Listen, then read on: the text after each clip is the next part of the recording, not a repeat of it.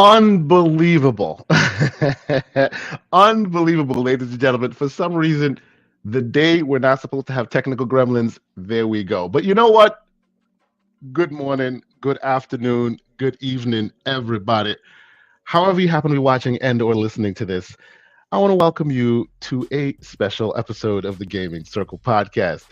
The podcast where this week we were supposed to be on time because we're like unusually closer than we usually are. But for some reason, yeah, them gremlins still persisted. But we're here. I'm here. I'm your host, K Asante, TKO Asante, on all the places you want to find me, Twitter, Xbox, all those places that we usually communicate. Now I will ask and see if my brother is here, and I will introduce him. The man who has so generously, so amazingly allowed me to make use of his generosity and allow me to come to New York and hang out with him. And we're doing this thing IRL in the house. Mr. Everborn Saga, sir. It's coming from inside the house. Thank you for being here. So thank you for having me. See, y'all don't even know what's going on. Like we've had a great time. Like I've been here for a couple of days, got to meet a couple people, got to hang out in New York. Of course, as soon as we came around, you know what happens, right? People heard. I don't even know. Let me let you regale people with the stories of what has happened to New York since I have arrived, sir. Well, okay. I don't know where to start. So Kay Asante comes to New York and brings these Florida hurricanes with him, right? So as soon as Kay Asante gets here, the whole of New York starts flooding, right? Erupts and floods, street, yes. And I'm like, what's going on? And now I don't know where to start. Do we start with the non-Tesla Chronicles? Hey! If you bring the charging situation, if you bring the non-Tesla Chronicles up, then I gotta pull your card, sir. You want to go there? No. I'll tell that story because let me frame. No, you ain't. No, you don't. No, you don't. And then he's gonna try to lie to the people. But it's no. We're not doing that. We're gonna keep it gaming. But I want the people to know I'm not running from this thing. Sure you're not, because of course he has home court advantage right now. If I'm not careful in my words, QoS will all of a sudden cut your mic off real quick. QoS will get the better of me real quick. But okay, ladies and gentlemen, we appreciate you joining us. There are 60 people already viewing in the chat and watching live. We appreciate y'all so much. You have no idea. Is Mr. K Asante's missus? Oh yes, thank you, and of course, which tells me the kids are listening, which tells me I gotta watch my language. PG-13, sir. PG-13 slander. You know what it is. Even 13. We might have got to be like, Hey man, under 13, and you're on your own. Yeah, I'll give you up to PG-13. That's where we are right now in 2023. But you know what? Wait a minute before you get started. So we're sure. Your family's in the audience. They're listening. I want everybody to know Kay Asante has brainwashed his children. Right? Oh my God! Started a hate campaign against Sonic. Oh my God! Here we go. He was on FaceTime with the family yesterday while he was over here, and his daughter came up, and I said, "Who's better, Sonic or Mario?" And then she told the truth, and then drew pictures of Mario, and then wrote words on paper to prove that she knew what she was talking about.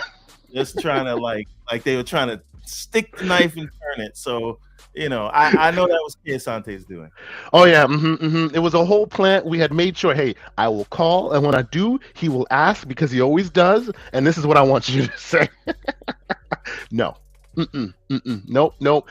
We just did an experiment as you would expect us to do the experiment, and of course, Everborn Saga lost as he does. Them knees is mine, ladies and gentlemen. But before we get started, because it's a party, we always appreciate having our third chair here. Ladies and gentlemen, the one and only One Bad Mother. Hey. Good morning, sir. How you doing? I'm all right. I went to bed a little bit under the weather, but then I was like, oh no. Yeah, but I couldn't miss a little bit of the slander. I was home today, and we had an accidental off-air podcast Everborn the other day, so I think we got to bring that back. I hear I missed a lot. Yeah, all the tea got spilled. Excellent. So, So this is going to be a little unusual of a show, ladies and gentlemen, because I'm not on my as you normally would understand. We are at our normal stations doing what we do. This week, I'm on the mobile station. So and let's be frank. If I were to show y'all game footage, it'd be game footage I've showed you before. Because what am I playing? I'm playing Starfield still, ladies and gentlemen. That's what I am doing, especially on the mobile. I am definitely playing Starfield. But we're You're going not to talk. playing the Foam Stars open beta? Came out last And night. the slander starts early. Yes, sir. No, I didn't even know Foam Stars was something that people could still play yet. I thought it was still just a meme that people were enjoying themselves on. But okay, good to know Well, you keep up with what's going on in Foam Stars world. Thank you, sir. what I'm really keeping up with that is Hmm. going to take my attention away from Starfield Hmm. is the Sonic Frontiers update came. This is like no jokes. The Yeah, I Frontiers know update. Sonic. They added some stuff to Sonic Frontiers. Yeah. But here's the important thing about it. Hmm. You can play as Tails and Knuckles and Amy, and this is one of the first, if not the few times you actually get to play as Tails in this new 3D space. Hmm. And they have all their powers, right? Like They're all different as they true are. true to Miles Tails fashion. You see some platforming thing you want to do, and you just like, nope, keep pressing the Hmm. jump button. The tails will spin, and you can just go do what you got to do. What do it. See, it was always weird with Sonic Frontiers because Sonic is like punching and kicking and doing combos, but it makes Hmm. way more sense when you're playing In as this Knuckles. world. Okay. Um, so they put a lot of work into it, and previous updates they added the spin dash, Hmm. which was wild that they didn't have it in the first place. But if you have this game, like, highly recommend checking out this thing. So I actually was planning on playing it because we all have copies of it. We played it a little bit, and it's but a free up. how? And it's a free update, yes, and it's a free update. But seriously, who is going to give that game time right now in between still what is the That onslaught of games that are coming out right this now? guy's gonna do it. The guy with two thumbs on the other side of the mic. You mean right now you are going to reinstall Sonic I Frontiers never and play deleted it. that? Never Oh, you never deleted it. deleted it. How And about then you're that? gonna and then you're gonna put the greatness that is the man Idris Alba in the backlog. Is that what you're doing? That's exactly what I'm doing. By the way, I bought Holy. Liberty. I'm right at the end of Starfield, and all of Mhm. that's gonna have to wait until I run through this Sonic DLC. Oh And my the God. only Okay. reason I'm not playing it, I didn't play it yesterday, is because I have company, right? Mhm. So, um, you know, So okay, I OBM. Let me I throw it to feel like you real quick because I he feel like clearly has lost the thread here. I Are we feel serious? like you came this weekend to stop me from playing Sonic. That's what I Oh think happened. my God. Seriously. So that was on your list that needed to be played above Phantom Liberty. Immediately. OBM, please give me your thoughts. I love this man, but I think we need an intervention at this point. You know what? I'm not one to ask about that. I don't apologize for anything. When it comes to whatever I want to play, I play what I want to play. That's right. That's right. There's been times where there's been lots of games out, and people still find me, being the one to save Halo. So it is what it is, man. Hey, but We all got with Halo, you have a quality title that people are clamoring for, that the community is behind and are pushing, and Everborn is driving up that Sega engagement to make the case. True. He's trying to make the case to Sarah and Phil. One I appreciate Everborn doing doing the work for the rest of them. One bad, I said what I said, mother. I hear. Oh boy. They say you play what you want to play. You go play Halo Infinite, and I'm gonna play this Sonic DLC. Mm-hmm. So you know what? Since we two are tend to be the Starfield folks, I'll ask you, OBM, please change us around. Is there anything else being played anywhere on this panel besides Starfield? Well, I'm over 160 hours into Starfield. I finally, the last couple of days, decided to try to get something else into the mix because, excellent. Like you said, there is an onslaught, and I do have Phantom Liberty and really the entire Cyberpunk kind of like teed up. But I thought, what coming off of a big game probably needed a slightly less of a game to tackle. So I'm doing Liza P right now, which is really good. I'm okay. Almost halfway through. I'm probably about 40% of the way through. And are you a masochist, or is this actually really good? OBM, they said your cat is playing Starfield behind you. Yeah. He hears me and he wants to be on camera. He definitely feels like he's a star. So, but Liza P. At first, I thought it was definitely contributing to my anxiety and and was making me want to throw some equipment around, but. Once you kind of get the hang of it, once you kind of learn how some of the upgrades and things work, it's actually got some neat systems in it that separate it from Souls games. It is a Souls-like, but it has its own identity, and it's very competent in having its own identity, which is really something you don't see a lot. A lot of times you can tell these things are knockoffs, but for anybody that does like Souls likes, definitely give this one a shot, and probably need to stick with it a little bit, because it does not. Initially, it was frustrating me because I was trying to play it like other games, and you really have to figure out how to play it the way these developers want you to play it. It is a little bit different. So, but yeah, that one's really hooked me, and I like the world and the people keep throwing Bloodborne comparisons out there. How you feel about that? Have you played enough of Bloodborne? What do you think? Yeah, I beat Bloodborne. It's artistically, it fits that mood and everything. It's kind of like a cross between, gosh, I'm trying to think here. I mean, it's got some Bloodborne vibes, but I wouldn't say it's all Bloodborne. I think the color palette is what makes people think of Bloodborne. It's beautiful, bro. Yeah. I mean, and it is so well. I have thrown that game, and admittedly, I've played it like very briefly. I haven't even beaten the first boss. I haven't even tried, but I just wanted to see it. Played it in the demo phase. It plays on the smallest device to the biggest monster machine, and it is smooth as butter. Like, their optimization is top notch. These developers have impressed me for somebody who's been off the radar and never don't know too much about this team.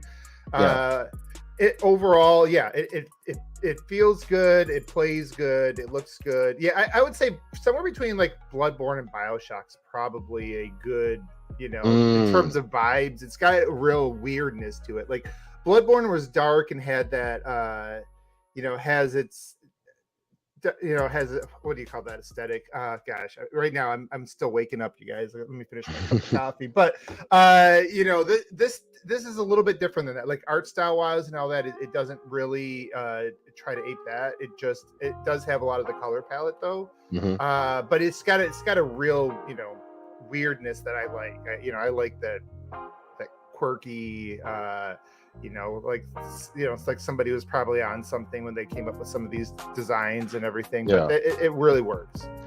It seems to me like it succeeds in striking the tone that what's the other game? The one that came out on Xbox that was the Russian developers tried to make. That had interesting takes, but it wasn't quite 100% there yet. Atomic Heart, you're talking about? Atomic Heart, yes. It seems to me like it succeeds at what Atomic Heart was trying to do, as far as, hey, studio out of nowhere, high quality, really like putting their influences on their sleeves and executing flawlessly. Like, they actually seemingly have done it, whereas the Atomic Heart devs were like, I'd say they were 80% of the way there. I think where these that's actually a really good comparison, because I think what these developers did that the Atomic Heart devs did not do. Atomic Heart, obviously, there was something there as well. I think they tried to go above their scope, for what they probably, with the size of the team and the experience the team was capable of. Like, if they would have leaned that one, if they would have brought that in, because they did some cool things. Like, I still hear people talk about, the way you just pick up items for your inventory. Bro. Like, to me, that Magneto, give me all my stuff, that is still needs to be aped by someone. Like, just let me walk in the room, let everything I want just like explode and come towards me. That's amazing. Like, they had some really, really good ideas.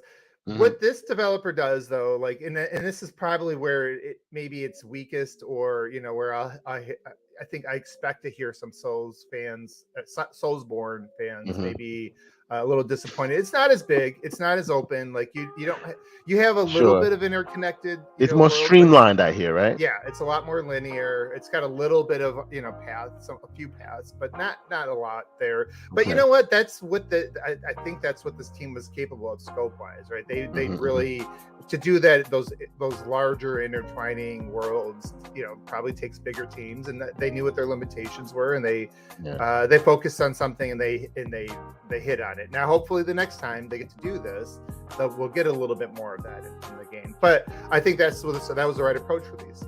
Yeah, excellent. Yeah, they definitely executed. Now, and we'll move on with the other games, but I have to ask: is it at that level of FromSoft difficulty where just prepare yourself? Probably, yeah. The boss spikes. Well, you know what? I've heard mixed things. I was frustrated yesterday that I heard somebody else go, "I've only died twice in the whole game, and I'm already on the 7th boss." I'm like, "What?" Yeah. So I don't know. I mean, it probably depends on if you figure out what they want you to do. Like, different weapons work better on different bosses, and you got to learn how to tweak things. And you probably need to do what you do in a lot of Souls games and go online and find out how to tweak your builds. And they have a lot of cool things you can do with weapons and items and stuff like that. So yeah, you really, I hear it's all about the parry game. If you learn to parry, everything else doesn't matter. You parry, and I suck at parrying. I don't know why. I beat Sekiro and I cannot do it in this game, and I don't know, man. I don't know if is it old age, is it different timing, is it long COVID? I don't know, man. I'm I haven't figured that is a factor in all equations now, right? Long COVID. I was like, what is this? My excuse here? I was not getting it down, but I did figure out some weapon tweaks and things like that made. I was stuck for a little bit, and then I did some tweaks and it worked. So and it helped you out. Okay. Yeah. So we'll see. It's definitely going to be hard, though. I think if you do not like those games, this doesn't. I don't think this tries to be a lot easier. Okay, understood. Mr. Everborn Saga, although I know the answer to this question, I must ask, does this entice you in any way? Or like me, do you see this and go, y'all can bust your head against the wall if you want to? I'm going to be over here playing the Power Fantasy. I wasn't huge. I only played the demo for a little bit. Yes, sir. I wasn't huge on it, but I know that there are some updates to it, and this heavily relies on parrying. So everything you said, OBM, just gave me Wolong vibes. And I think it's better than Wolong. Sure. I beat Wolong. But the reason, the reason I bring that up is because I'm not a Souls guy, not typically, but Elden Ring I think is one of the greatest games ever made. Yeah. No shame in saying that. But Elden Ring allows me to play the way I want to play it. If I want to play as a ranged character, I can. If I want to build a tank, I can. So it didn't matter that it was difficult. I can tackle these difficult enemies in a play style that I want to build towards. And what I'm hearing is Lies of P, like Wolong, wants you to play in a very specific way. Yes. And I don't know if that's going to be for me. I'm going to try it. But if they gave you more freedom in how to go about these things, then I could get into it. I don't care how difficult it is. Just give me the freedom to tackle that difficulty in a play style that works for me. So I predict you'll be back on Sonic. There you go. And you know what? So in the chat, Sycamore says Wolong is extremely easy. The problem with Wolong, though, it's pattern recognition. Right, but it's also very if that parry system in Wolong doesn't work for you, that's it. You're just not. You're not going to be. I hear it's the same thing with this, though. I hear the same thing with I hear it's exactly the same thing with what do you call it? With Lies of P. If you're not down with the parry system, don't try to block, don't try to dodge. None of those will work for you. You gotta block, you gotta parry, or you're done. And I, for some reason, I was able to figure it out in Sekiro, but I think Sekiro is a little bit more rhythm based. Like you really don't even have. You get to a point where you sort of watch the animations, but you just sort of like get into the timing of it. This is, and eventually you get the timing down. It's almost like a rhythm game, and eventually you'll break their poise or whatever. But this one's not like this. I was fighting a boss, and it's one nobody else had problems with but me. It was like you had to parry, and like some of these moves, like they'll start off in the same place, and sometimes it comes, the swing like wider and slower. Sometimes it's like really, really quick, and it's like you really, really have to watch the anime. So I think if you're very good at, I guess if you're very good at the parries in those Souls games, you're probably maybe good at this one. Okay. So and this is the last Wolong reference I'm going to make. So in Lies of P, I'm hearing you don't have to parry, you can dodge and block, but I've heard opposite, so I don't know. Yeah, but I hear the dodge and the block are weak, and they exhaust you quick, so it's about the parry. Right. So but in Wolong, to master that parry system, there's like a sequence of 3 different things you have to do for that parry. It was very weird. They're like, okay, I can't remember how they do it, but I'm like, what? Like, it's not just watch the count the so you know what, Everborn, give me 1 second here. Clearly, it seems that we might be a bit out of our depth, because we may not be the ones that play these games as priority as some of us do. So, ladies and gentlemen, welcoming Hargi-chan. Good morning, sir. Hello. Hey, Sycamore says Lies of P needs a journalist mode. But what's a journalist mode? Yes. So Hargi, please join the conversation. Have you played Lies of P? I know, Starfield is taking us over. You've played a lot of Wolong. Okay, so you're also another one of those who love to bang your heads against walls. So, like, have you tried? Wow, that was a hard one though. That first boss, it took a bit, and once I kind of got what it was about, then it was like, okay, I got this. All right, and then it kind of clicked. But yeah, man, it takes a bit, and I had to level up a lot. I think it was like yourself. Yeah, it seems like self-leveling in order to be able to break that thing. And some of us just go, ain't enough time in the day for this crap. Let's move on. Yeah, so I take it Lies of P is just like that. You kind of have to like really get into it to. Yep. I'll know more next week. So when I played Sekiro, I'll go back to that one. There was a boss I was stuck on. It wasn't even a main boss. It was a side boss, a mini boss or whatever, that I literally got stuck on for hours. But like that one taught me how to, because I was forced to learn how to play the game the way they wanted me to play it. And then once I got over that hump, I was good for the rest of the game. Like literally, no other boss in that entire game, including the ones that everybody talks about towards the end of it. None of them gave me the trouble that this one, the mini boss did. But it's because I got that far and I just didn't get the systems, and I really had to spend the time and learn what they wanted you to learn before you can move forward. So I think this might be similar. It could be one of these things that, okay, I finally got over the hump, and the rest of it just goes, it goes a lot smoother. But we'll see. I'll know more. So far I've not played one of these games and just given up because of the difficulty. Usually I figure it out and then it starts to move, and everybody seems to get stuck at different spots. Or when I say everybody, I know some people are just naturally good at these things, but those of us that get stuck in these, sometimes we get stuck in different spots and then have to figure it out. So figure out the systems, figure out what the developers want you to figure out, know when to parry, when you can dodge, all that stuff. So I think maybe I got over a hump yesterday, so I'm hoping that the rest of this thing goes smoothly and I'll beat it tonight. I want to hear more, because I hear lots of people playing it, and like you, palate cleansers are necessary at this point. Hargi, I'm going to come to you and ask you what you're getting into. But before I do that, there's some super chats that I want to catch up on, because a lot of folks have come online, showing us some respect. Come in here, showing some support. All of the great folks that we always love on our show this morning. And first and foremost, the man who never disappoints, and we will have him on the show hopefully, I think next week possibly. Well, I'm working with him in the DMs to see if we can get him on, and when he has an opportunity. Mr. Gerald Mack with a $5 super chat. Thank you for being here, Gerald. He says, shout out to the Gaming Circle podcast, the most intellectual, slanderous podcast in these streets. Salute, gentlemen. K. Asante, Everborn Saga, Xbox World Order. Well, thank you, sir, for being here, for listening to us. I expect you'll bring your takes to our show next week when we have you on. But as always, salute to you, good sir. I have Hindsight with Hustle.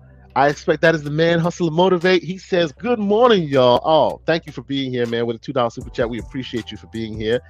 And Maverick, BT Maverick, 707, $2 super chat. He says, don't sleep on Cocoon. It's in Game Pass right now. Yeah, sir, I need to download that. I need to download that. Yes, because for those who aren't aware, this is the team. Well, this is the split team that did what is it? Apparently the inside. Good half. Yeah. Apparently the good half. Of the good half of the inside team. Yes, yeah. So no, I expected this to be excellent. I really expected this to be excellent. So, and it's a small kind of indie fare, so you can kind of play it. Very much palate cleanser material, right? So hopefully that'll be something I'll be able to speak on very soon. And we have Jax82 with a $5 super chat. He says Lies of P is a good game. Had issues with combat. The parry system is not great. I've died multiple times, or I get hit multiple times, and it needs some work. Yeah, I hear the style. I hear the style is really good, but when it comes to that substance, some people are criticizing it a bit, like it's just on the cusp of FromSoft greatness, but not quite there yet. But I'm still really like impressed by someone seemingly out of nowhere coming and hitting so close that this team has.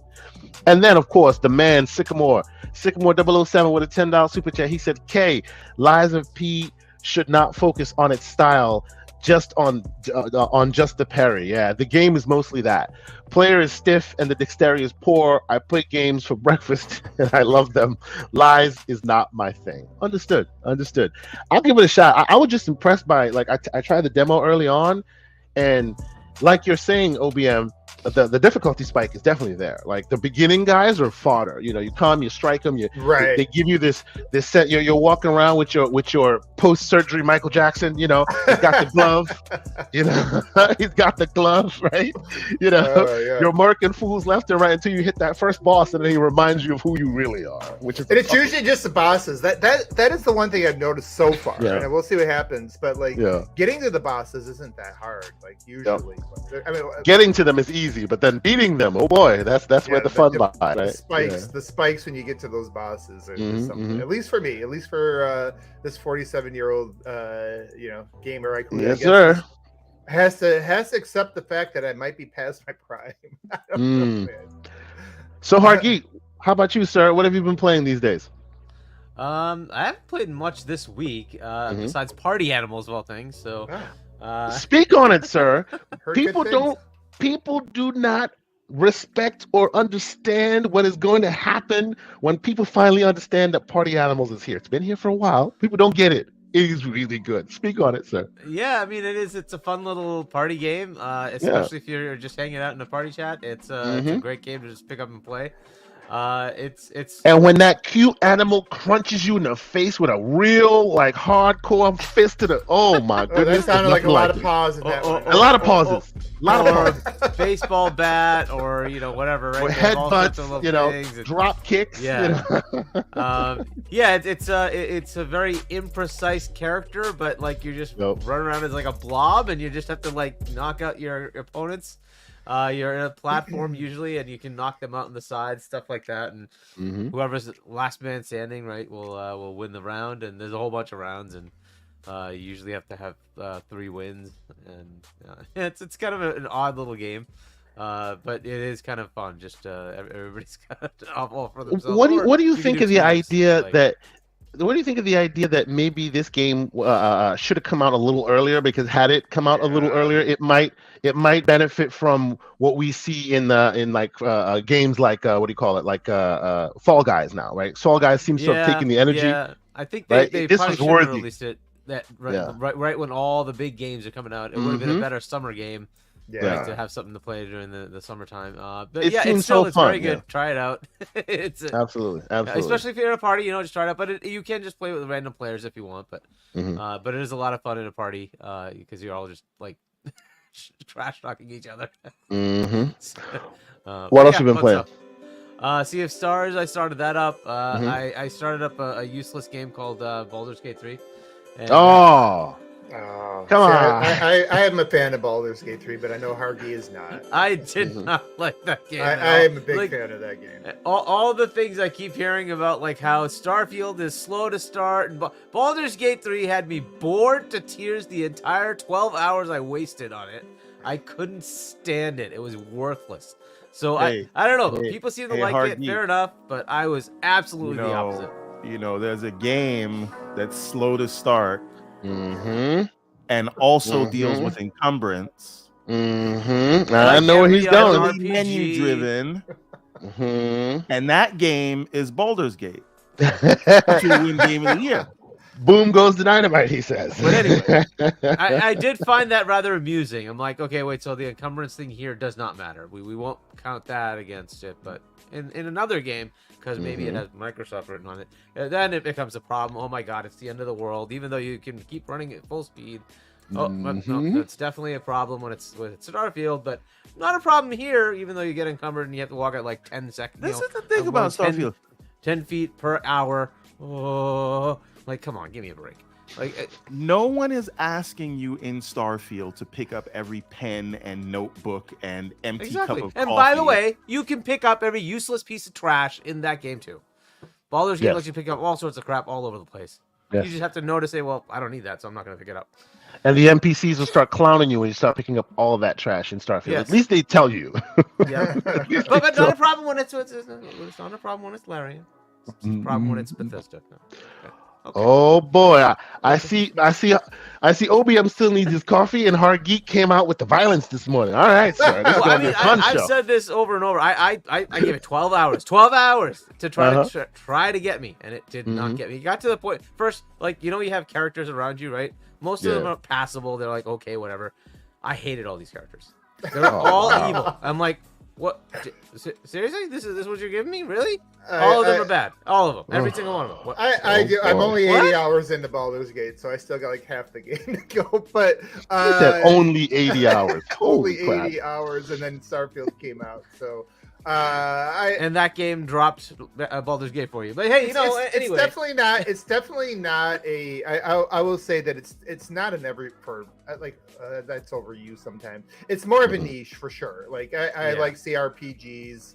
And even as a CRPG, because it does the Dungeons and Dragons formula, it's a different type of CRPG. So you might like Wasteland 3, but you may not like this. So but I don't know, it has some strengths. It does do some things that others that are top of the industry in terms of like the amount of decisions and impacts and even the way they really voice act and mocap.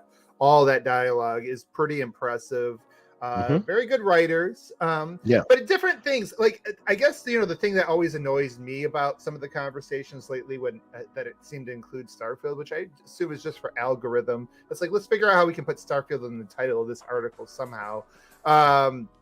Is these are games that are really like the developers are really focused on doing different things extremely well. And and you've seen that like with all the comparisons between, and I've only put a few hours into Cyberpunk, but get the impression just immediately because you kind of go around and it's like, oh, okay, well, this is not a sandbox world. You can't like pick up and move everything around. Not everything does have physics and stuff like that, and it's just a different. But what it does is excellent. Like in terms of the first few hours of presentation and everything is just like another level. In Baldur's Gate 2, like the thing that it does, it is, I would argue, as somebody plays a lot of Western RPGs, CRPGs, and otherwise, it does things that set an industry standard but it is not. It's not a sandbox RPG, and these are almost like different subgenres of a subgenre, like these games, and like trying to like they really all three of them seems like they should be appreciated for where they're at, and like just like others haven't done what Baldur's Gate's doing or have the production values in an open world RPG that you look at some of the faces and animations and in the way these characters interact with you in Cyberpunk, just like those set their own bars. Nobody else has made a massive single player sandbox RPG the way that Starfield is, and really not since last generation when Bethesda did it with Fallout 4, which wasn't really even, that was kind of streamlined. That a lot of Bethesda fans were not super happy with that game because they tried to streamline it too much for the mainstream. They took away some of the choice and consequence, and they took away some of the sandbox elements to try to make it a little bit more palatable for somebody who's like new to those types of games, and they went back in the other direction this time because their fans, the ones that have been playing their games, like they've been playing Skyrim over a decade, because their fans asked them to, they went back and they unstreamlined the game. They stopped holding your hand because that's what the fans wanted. And again, it may not be for everybody. Like Baldur's Gate's not for everybody. Some people don't like how streamlined Cyberpunk is at the beginning of the game.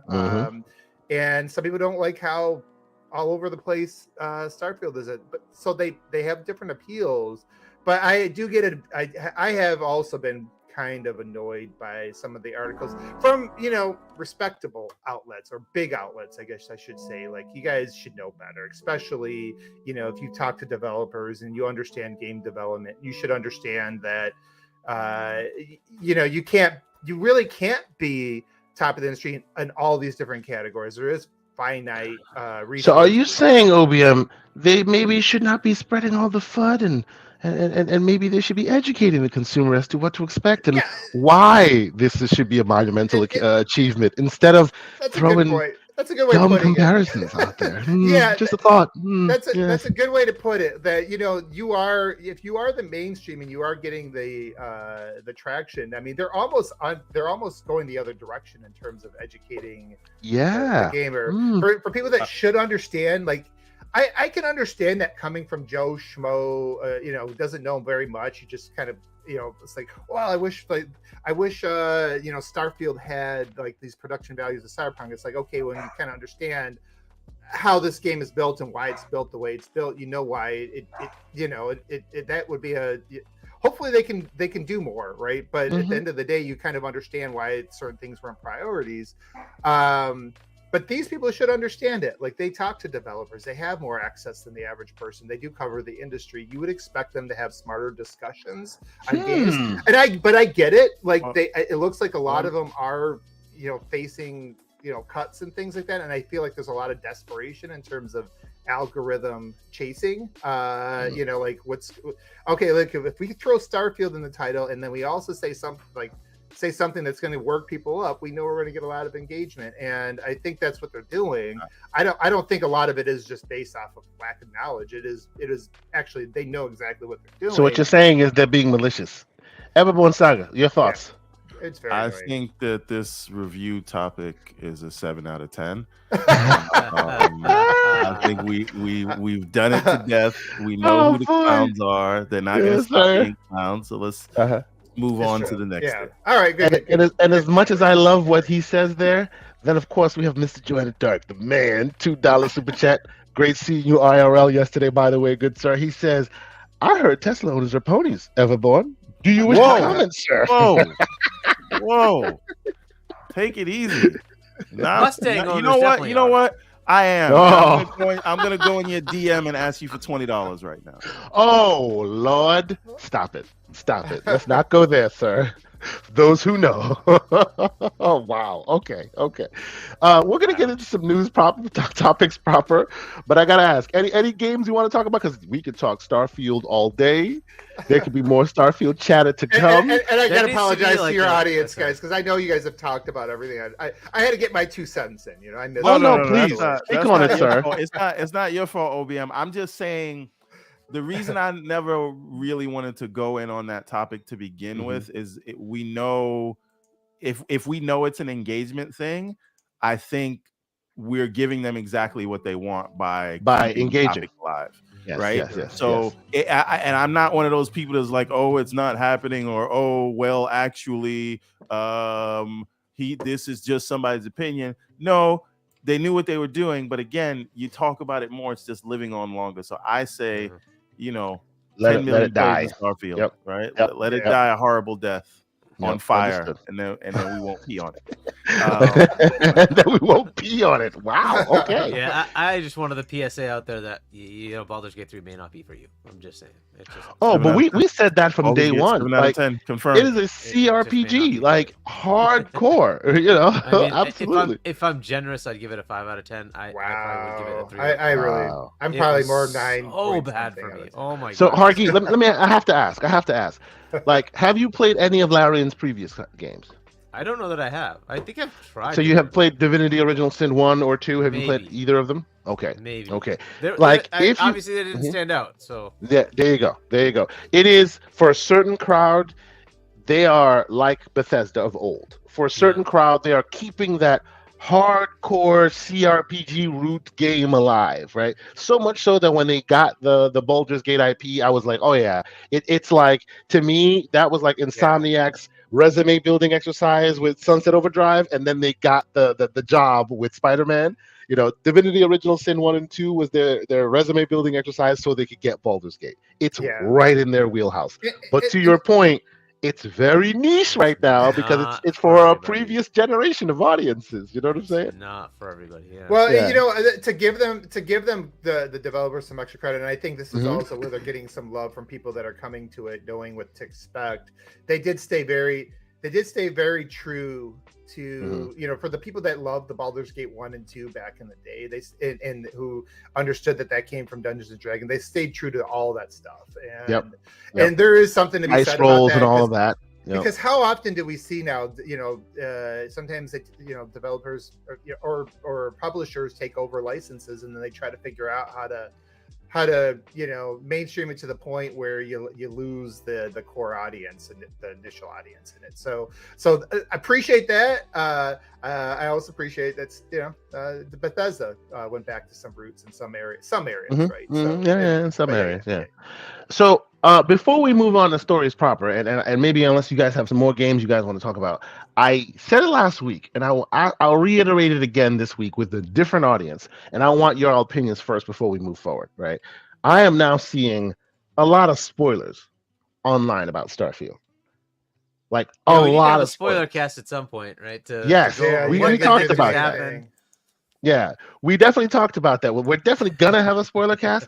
I guess my question is, gentlemen, my question is, is this appropriate right now to be just throwing the photos of astronauts in weird places? I'm just like, come on now. I've been playing this game for like 10 days. I should have been putting this up a long time ago. I was being caught. I was being courteous here. What's going on?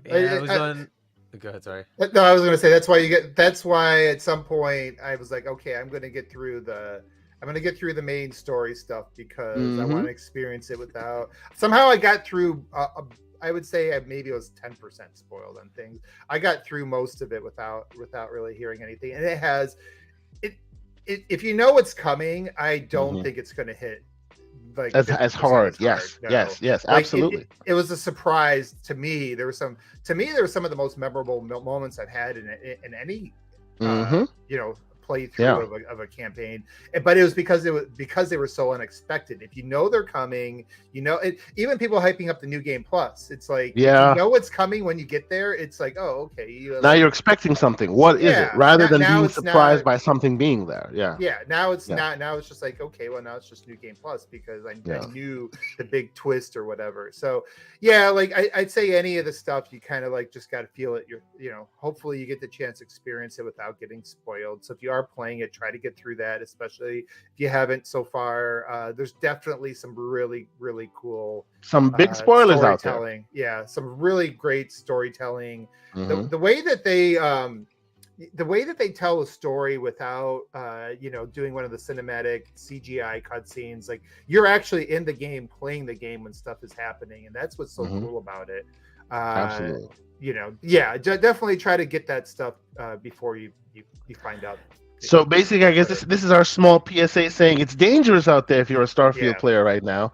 Like people have come to the determination that if you hadn't beaten it by now, it's all fair game, and I think that's kind of unfair. So keep your eyes out, or actually, I guess don't. Well, let me say something about that though. Please, go ahead. I got to what I think is very close to the end of the game, but I had not put any experience into or money into upgrading my ship or my ship abilities, and so I can't really win that fight at the end without going and upgrading my ship.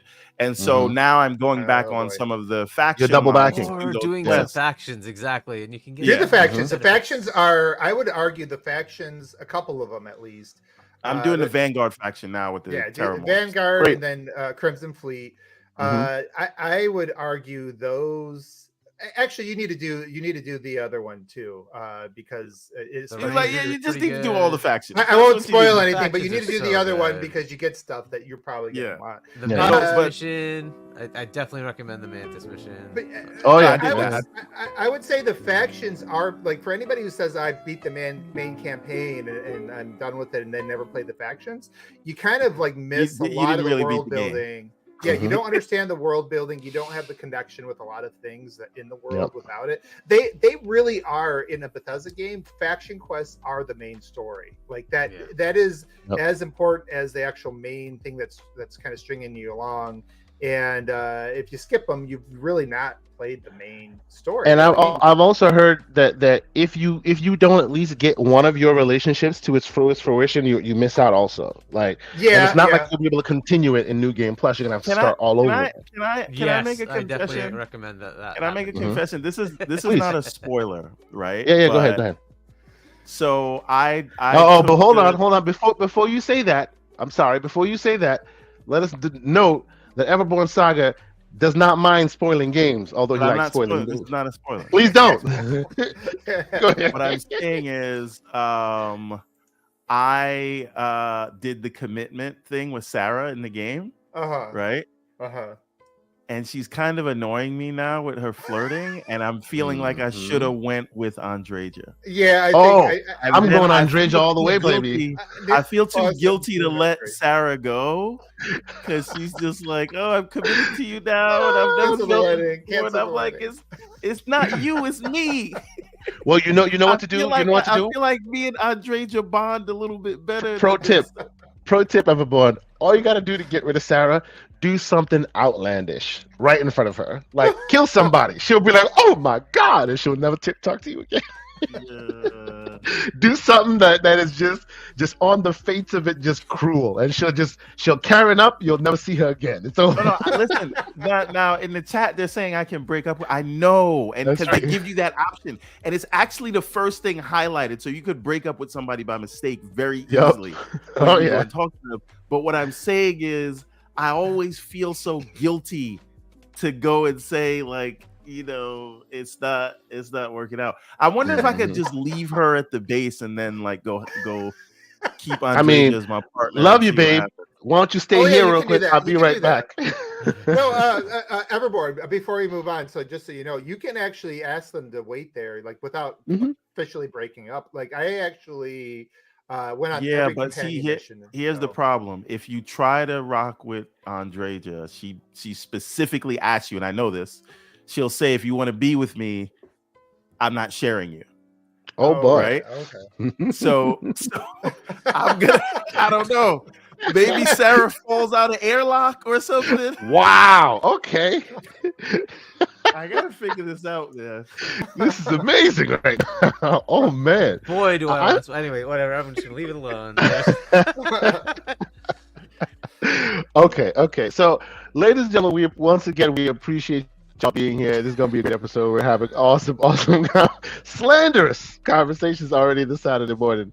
No, but please, if you haven't hit the like button, just please do. At this point now, Bro, she's Karen. Totally, I'm sorry, things, but I can't. I'm not going to spoil anything. Yeah, see, so spoiler cast abound, ladies and gentlemen. We will have a spoiler cast. It will not be in this. Man, oh, man. It will not be on your main window, main timeline. We'll set it up at one point. And Hargeet, please, you're invited. I know you want to talk. I think I definitely want to talk. It's time for a spoiler cast at some point. Yeah. So absolutely.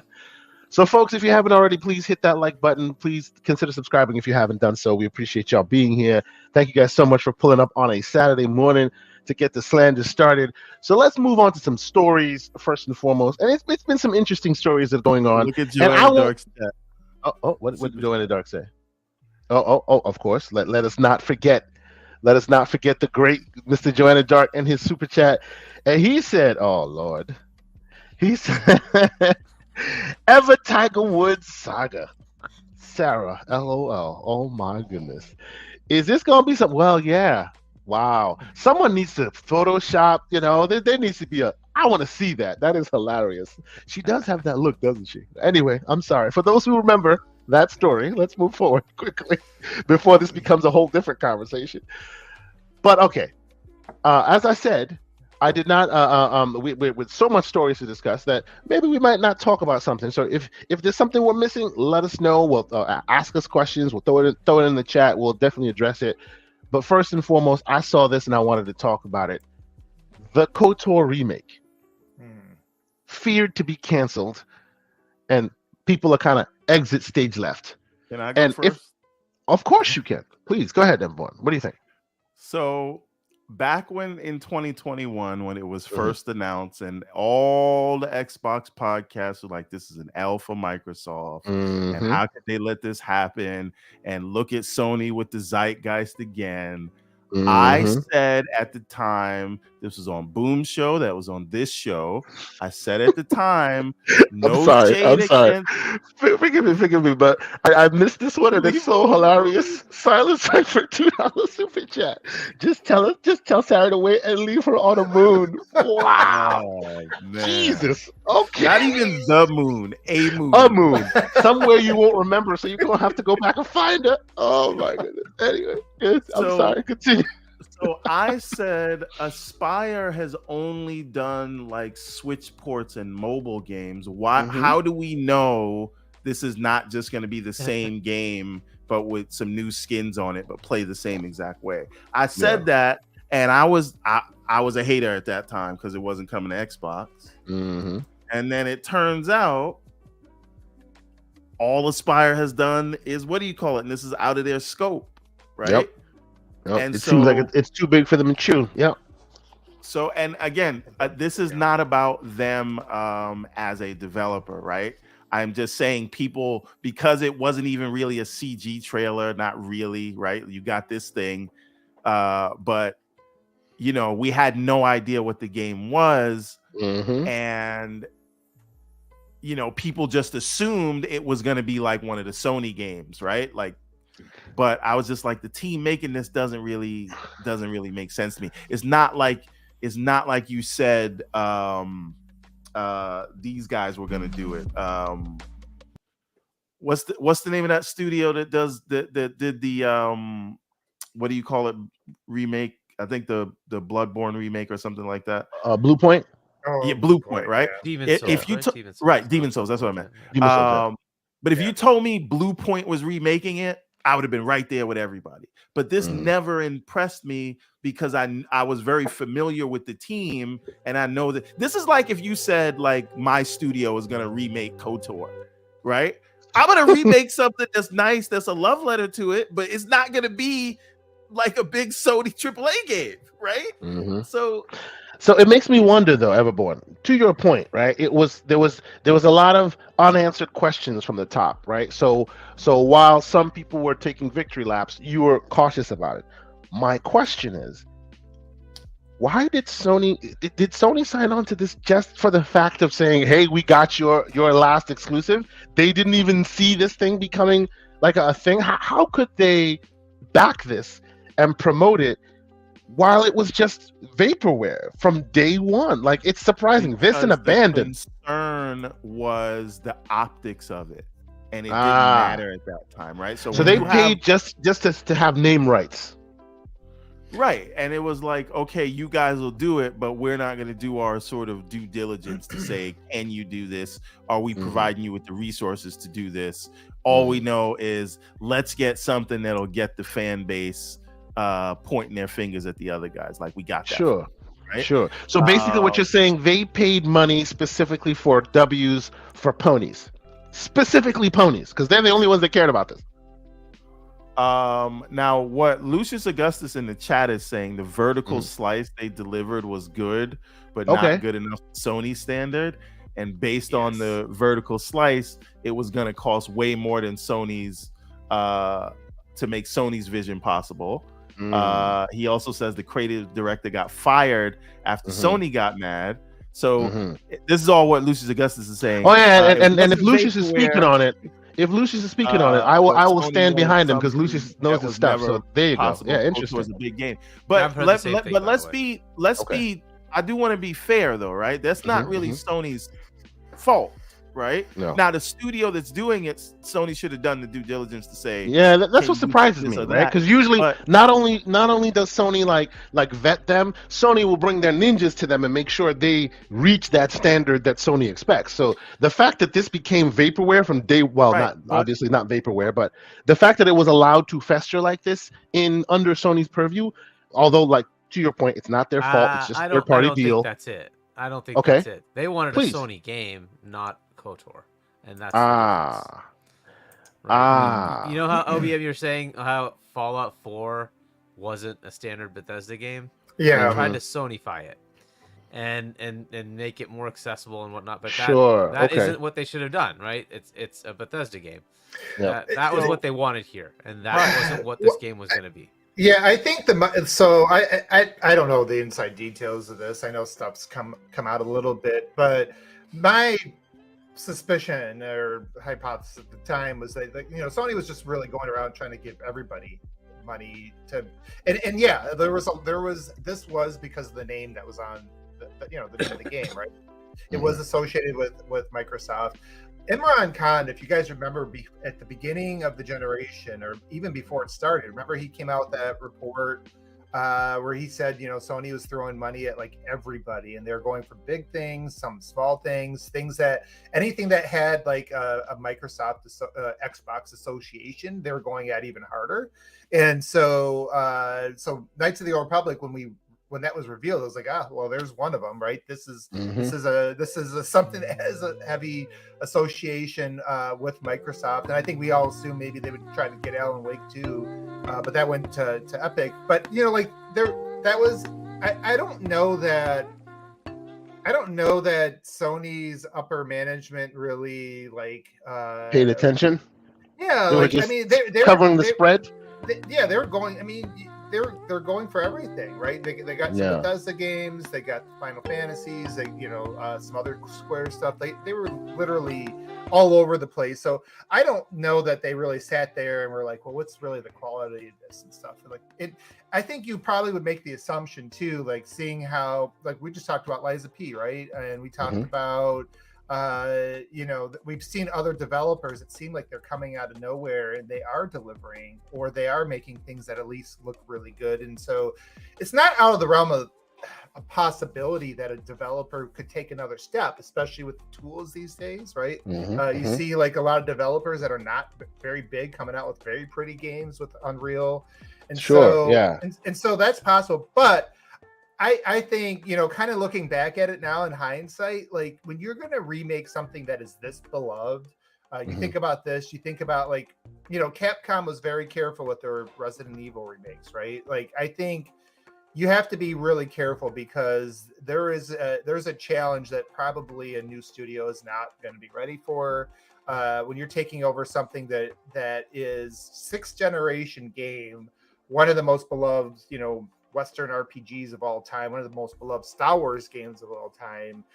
And now you got to figure out how to bring it up to speed and modernize it enough that people who weren't gaming back then, or weren't adult gamers back then, are going to or didn't have Xboxes or whatever back then are going to now look at it and say, okay, this doesn't feel too old and janky, because what that game was then would not hold up today, right? To your point on what this game and this IP is, this is a game that was so successful, even in IP, that the IP owner themselves ended up making some of this game canon, and there are plans currently of shows to come out so just really soon quick. Related to KOTOR. Please go ahead, Two things really quick. I don't know that I can get mad at and by the way, Slow-Mo wants to speak on this, so he asked you for a link. Sure. But, yeah. But what I will say is, I don't think we can put it on Sony to say they expected this or that, because the community expected that. They thought this was basically going to be like a Final Fantasy VII remake kind of reimagining. You know what I'm saying? Like, and to be fair, this is not me saying this is not me Sony saying this is not me saying that Sony's bad or something. This is me surprised that this is kind of unlike them. They're usually really good to button that stuff up in the background. It seems to have gotten away from them on this. They were so busy trying to get this is how you trade your games moment. We took the one associated with you. You know what I mean? Let's be honest. We saw that. We all were like, "Oh crap!" So maybe in hindsight, that hit. Let me find out. KOTOR remake is what got Jim Ryan canned. I mean, you might be on something there. Let me read the super chat so we can see Hargeet properly. Mr. Pixelbit G, $5 super chat. He says, "Can we be real and note all the failed projects that Sony tried to align to? Anything to hide from the lack of a solid roadmap?" Oh boy, this landed this morning. Go ahead, Hargeet. This would have been one of his decisions, right? 2019 is when he came on. In 2020, or was it 2021 when they announced this game? They announced it in 21. In 21, right? So that would have been something he would have signed up for, and. One of the differences between, Sean and him, Sean Layden and Jim, is that Jim is not a gamer. Right? He just doesn't see it, and I think Sean did. You could see like the stark difference as the Layden era is ending and his era is starting. It's a different PlayStation, and like a lot of the projects he signed on to, they haven't done so well, right? So like you got a couple of those Square games like Babylon's Fall and stuff like that just. And you know what? We'll put a pin in this because that'll be our ultimate conversation. But I will add this to then finish that off at the end. To your point, Hargeet, as you now talking about Layden's term ending and what happened with Ryan's term, right? That happens way into Ryan's term, Layden's term ending, right? So the question, which we'll try to answer later, is who will take on the turd that will be the Jim Ryan era? Because somebody will have to take that on for a long time before they transition it to somewhere else. Super interesting. Oh boy, I can't wait. It's interesting because this does really tie into a lot of that because, I guess we'll set it up. We will get into it more in a minute. But when Jim took over, and I think one of the reasons he got the job because, so there was stuff that Microsoft found out after they bought ZeniMax. They had those deals, and Jim's goal was by that roadmap ZeniMax gave Microsoft was bullshit.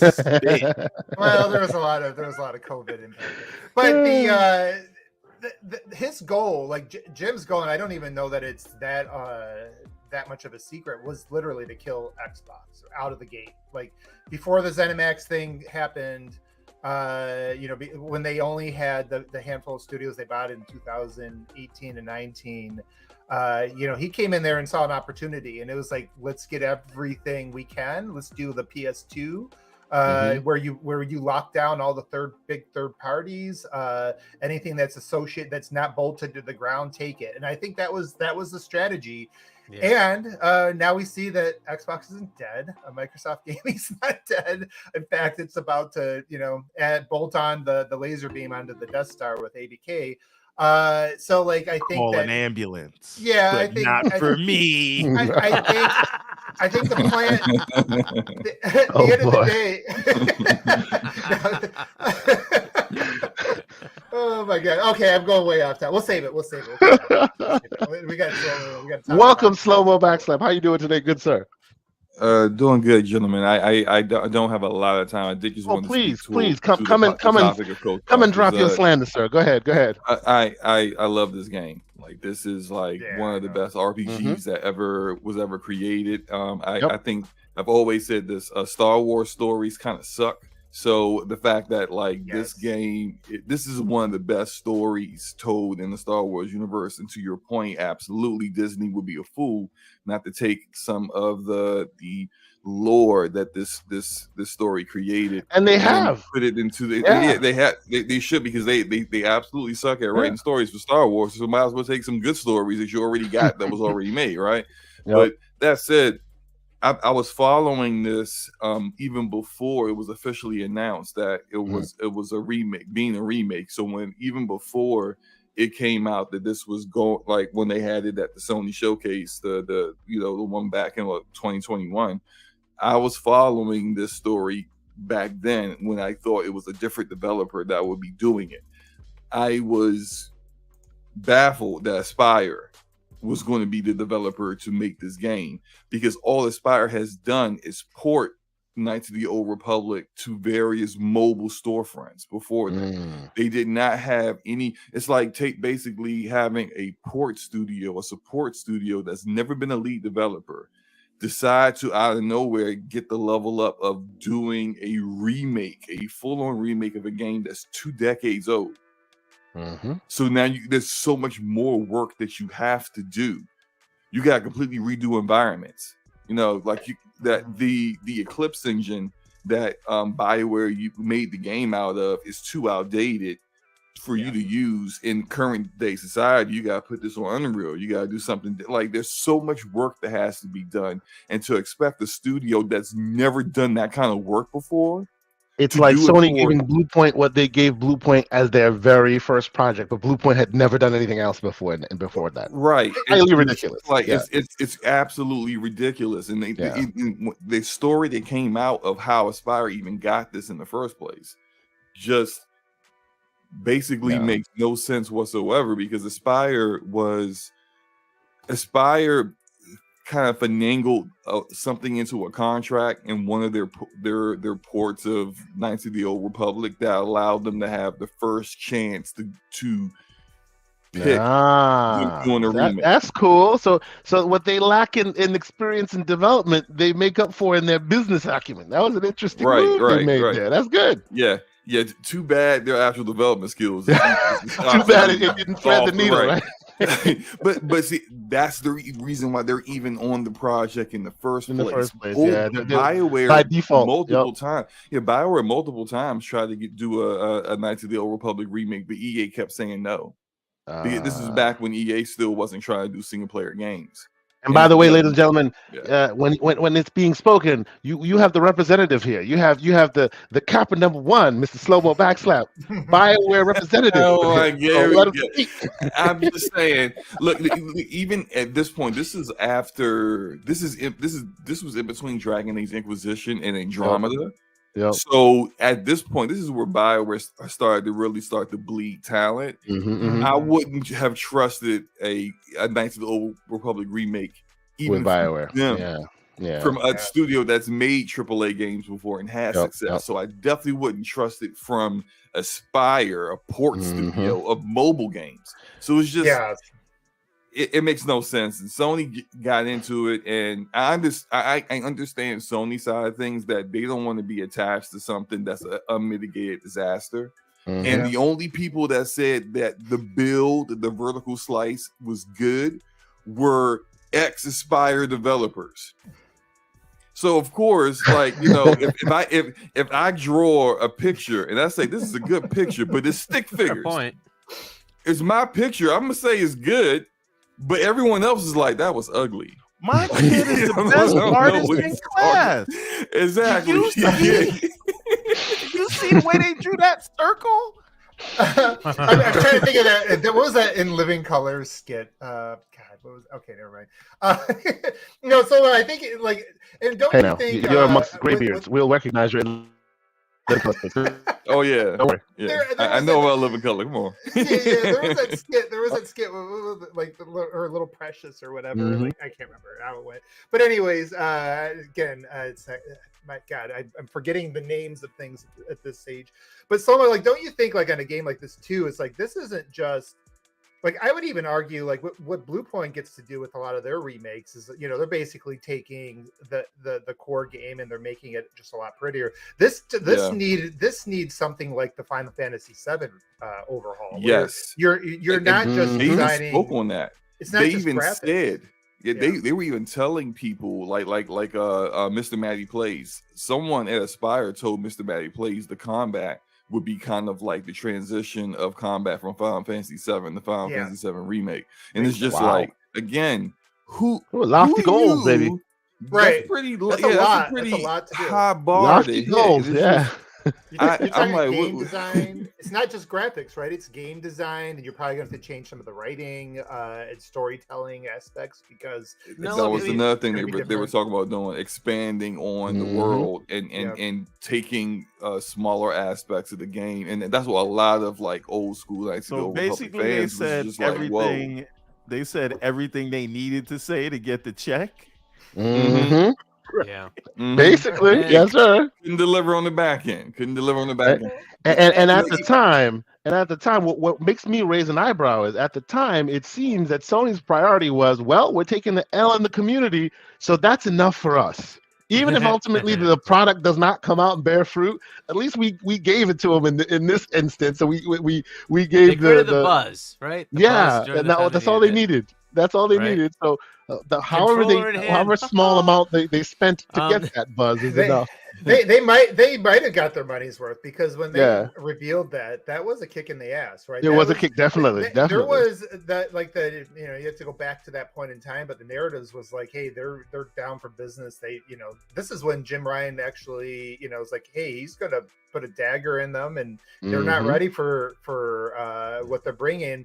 And again, I remember like them replaying that Imran clip over and over again, and he's like, like almost like they're not ready for the way they're about to throw their weight around in the industry to kind of take that position.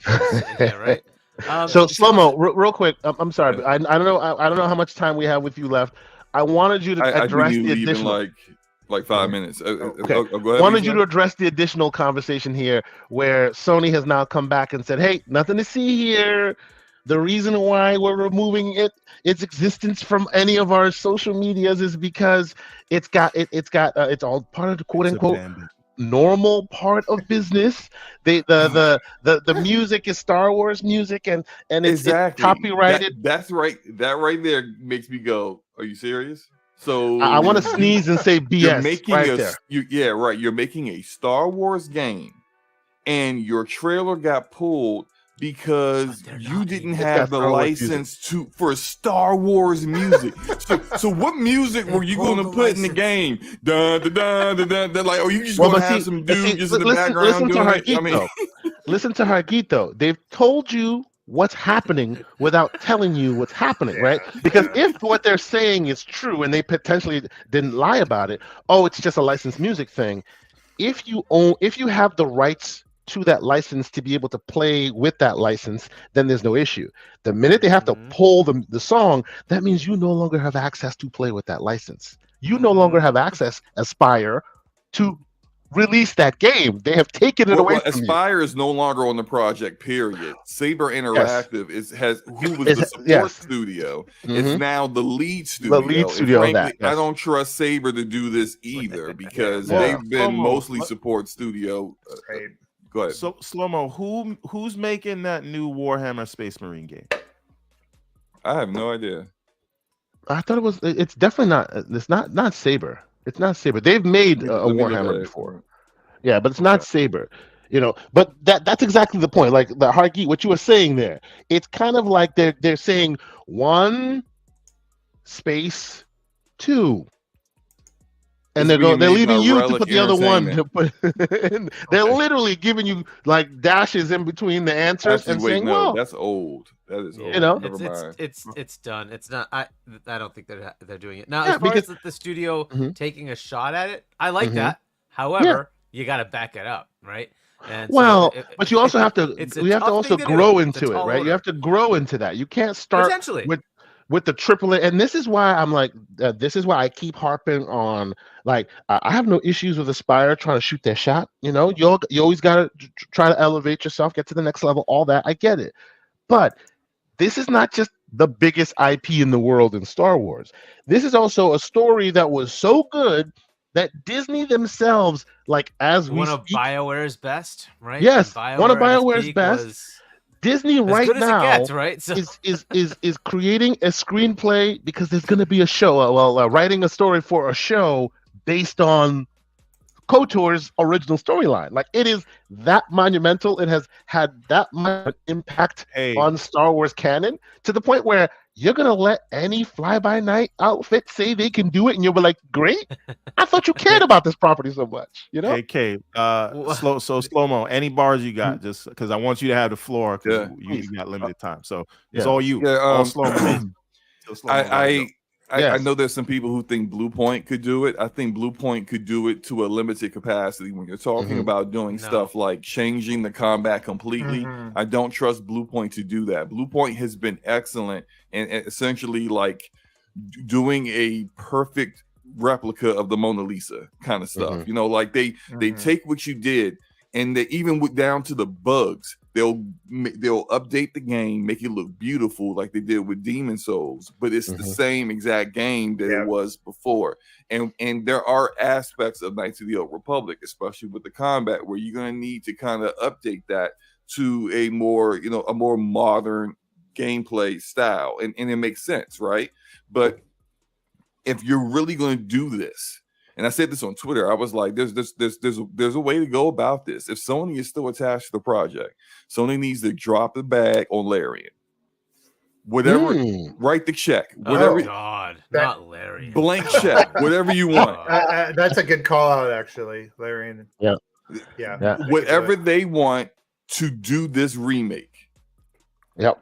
And then if that doesn't work, you go to Archetype Entertainment or Humanoid. These are like smaller developers that are founded by ex-BioWare developers that actually made Knights of the Old Republic. Like Archetype Entertainment has Drew Karpyshyn, who is the lead writer of Knights of the Old Republic, as well as the Mass Effect trilogy. Like, get those guys in on it and then help them expand their studio because they're too small right now to really do it. But then you can kind of help them build that up through publishing and funding it.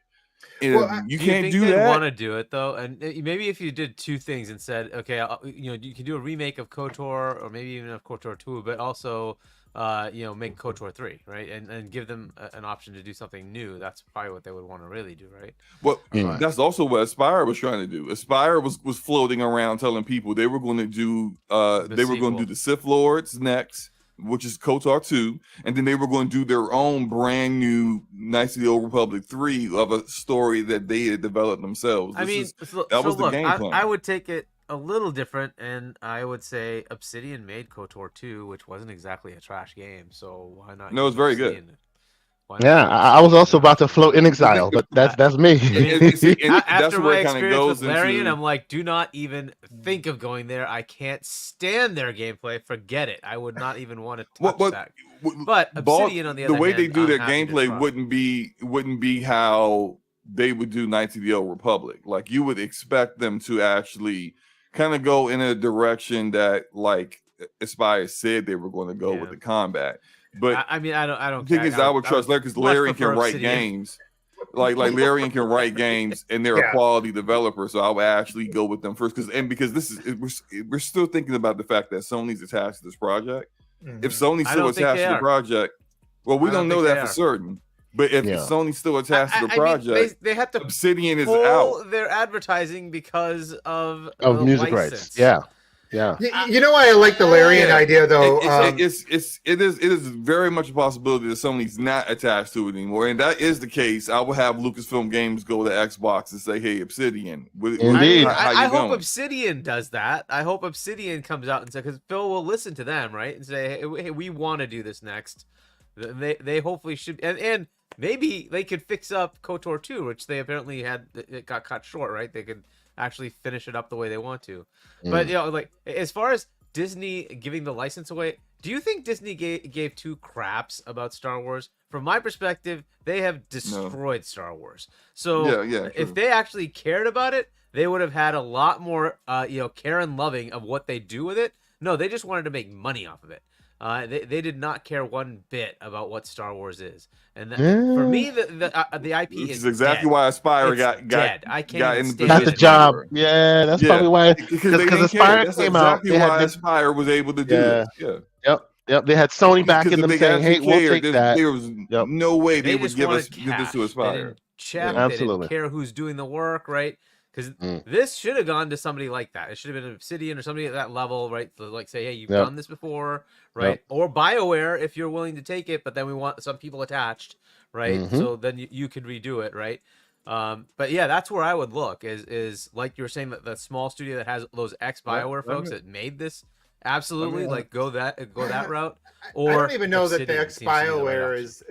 Because like we were just saying that, they were good for what that game was at its time. There's no guarantee that a small studio that built turn-based RPGs back in 2003 is going to be able to make something that's modern and still good.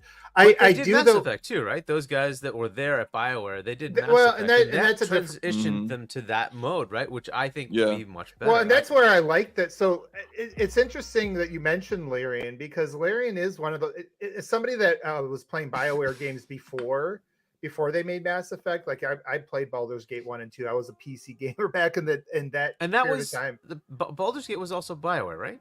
Yeah, it was BioWare. So it was a big collaboration for the first game. BioWare was on the first game, and I think it was a number of other studios that were there too, because it was published by Interplay. Yeah, so BioWare did the Baldur's Gate 1 and 2. Then they went to Knights of the Old Republic. Then they went to Mass Effect 1, and you saw that transition. Like they brought in people that knew how to could make that transition to like more of a real time type of gameplay. I would rather start with somebody that understands the overall design and story and the branching paths, and that was some of the stuff that was really cool for its time. And I think they could build on top of that.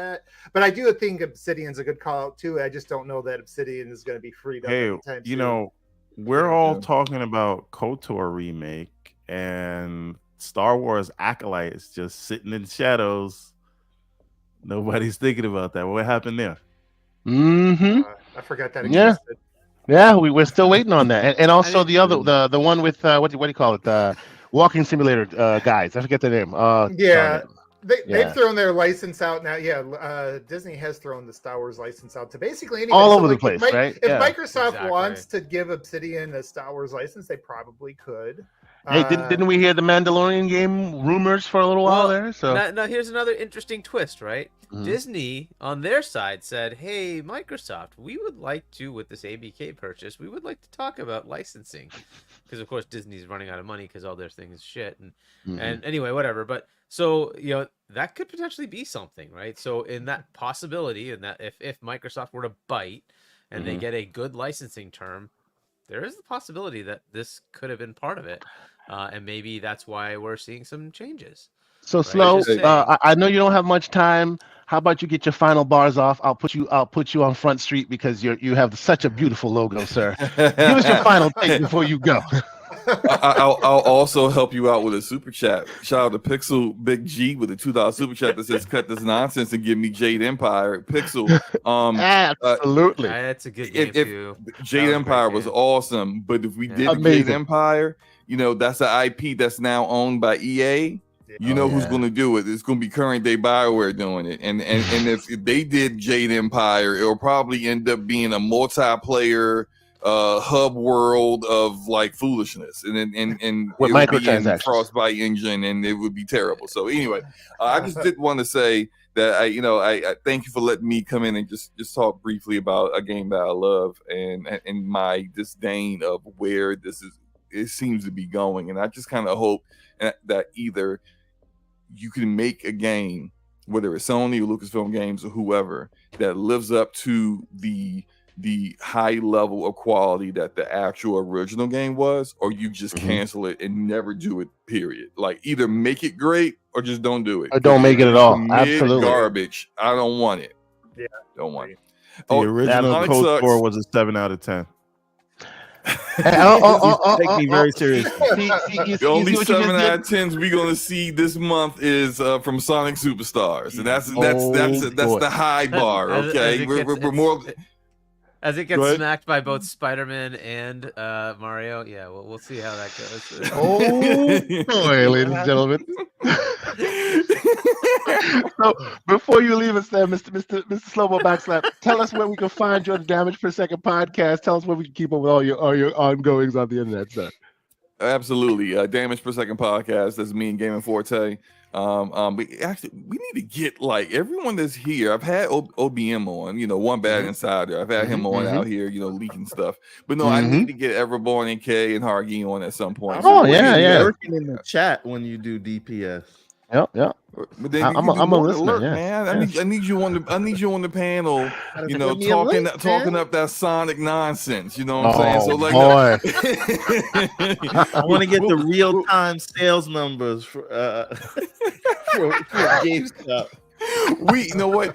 I want Everborn on the day after. Like I don't know when Sonic Superstars drops, but the next episode, 20 years. It's around the same time as Mario. It's October 17th, and then the 20th is Mario and Spider-Man. Yeah, 17. Okay, so the 19th, I want Everborn on. I want Everborn on. No. So that because 2 days, because 2 days after the game comes out, it's already going to be on sale. It's going to be, of course. Wow! It's going to be on sale for like half off 2 days later. Right? So I want Everborn on there. But yeah, Damage Per Second podcast.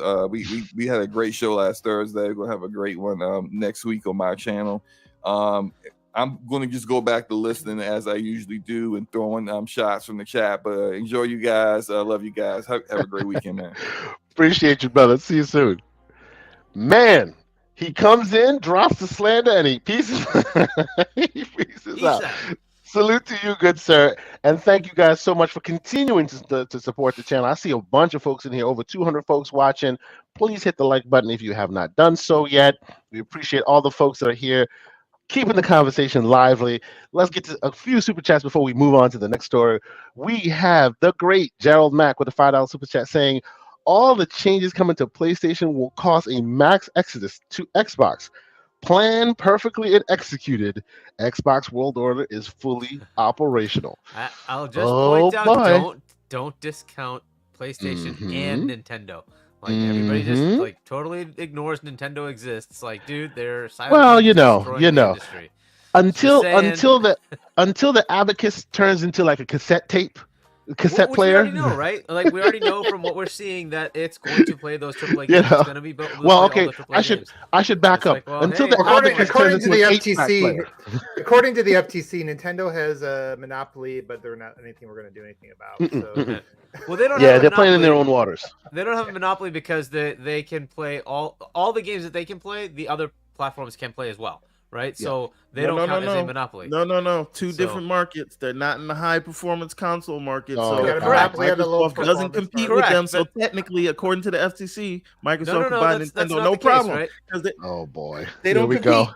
Well, I mean that's a different story. You're probably that's a different fight they could make. Yeah. But as far as a monopoly of themselves, Nintendo can't be because everything Nintendo can play, the other consoles can play as well, right? So there's no potential for them to be a monopoly. However, on the flip side, yes, it is possible for PlayStation to be a monopoly because only those games can be played on that system. Absolutely, yeah. That's the problem. Buck with a $5 super chat saying, Ryan spent $1.45 billion in Epic Games from 2020 to 2022. Epic lays off 900 for financial stability, and then 3.6 billion. Bungie 3.6 billion over 1 billion on the PSVR 2 failure. This man is out here dropping bombs, providing knowledge, and also providing a nice little segue to the next story, which is layoffs at Epic, which super interesting. I want to talk about it I'm sorry. Not just Epic. Not just Epic. It's everywhere. It's getting started. Yeah, it's getting started all across the world. It's just It's just the way it is. Yeah. Buck with another $5 super chat. He says, "I believe Ryan was forced out. Can anyone on the panel explain exactly Sony's strategy for cloud subscription services or PC under Ryan? Or question mobile. mark? No, or mobile? No vision. Yeah, no vision. Absolutely. Like we will speculate as to why we think what happened, and we're gonna get really into that because that is the juicy bits of all of it. But yeah, sir, I do not disagree with you, Buck. Very, very astute inferences there from you. Abacad 72 with a $5 super chat. Welcome, sir. He says, "Isn't it kind of the same as Blooper Team and the Silent 2 remake? Although I would push back because Bloober has put some stuff on the board. Exactly. Yeah. They made their Whether own you games. liked it or not, they've made one, made another, and as you can see, when they make more, they're getting better at it and better at it. So you can see asking Bloober to take a big AAA title, you wouldn't be as scared as somebody who you've had no experience with at all. Also, not as much of a transition, right? Because you don't have to change the gameplay that much. And they've already been doing that kind of genre already, right? So it's not as big of a stretch. They've got the story already. Right. So, man, Silent Cypher seems to be taking on Slow-Mo's role, which is like just providing the slander. So I appreciate it. He's here with a $2 super chat saying, "Sounds a lot like that Scalebound shenanigans." Oh boy, sir. Yet another fun news topic that just got overshadowed by some other things. Indeed. By the way, indeed. Yes, didn't Sony show or announce Abandon at one of their shows? Let's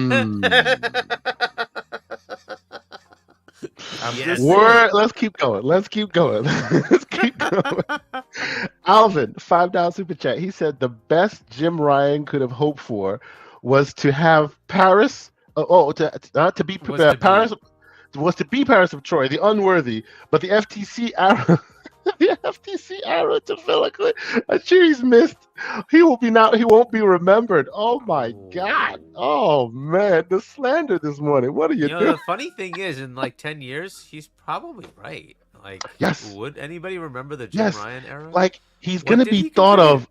He's gonna be thought of, which rightly or wrongly, we can debate that. He's gonna be thought of as their version of Donnie D. Which I don't know, man. I mean, this guy made them a lot of money, like a lot of money.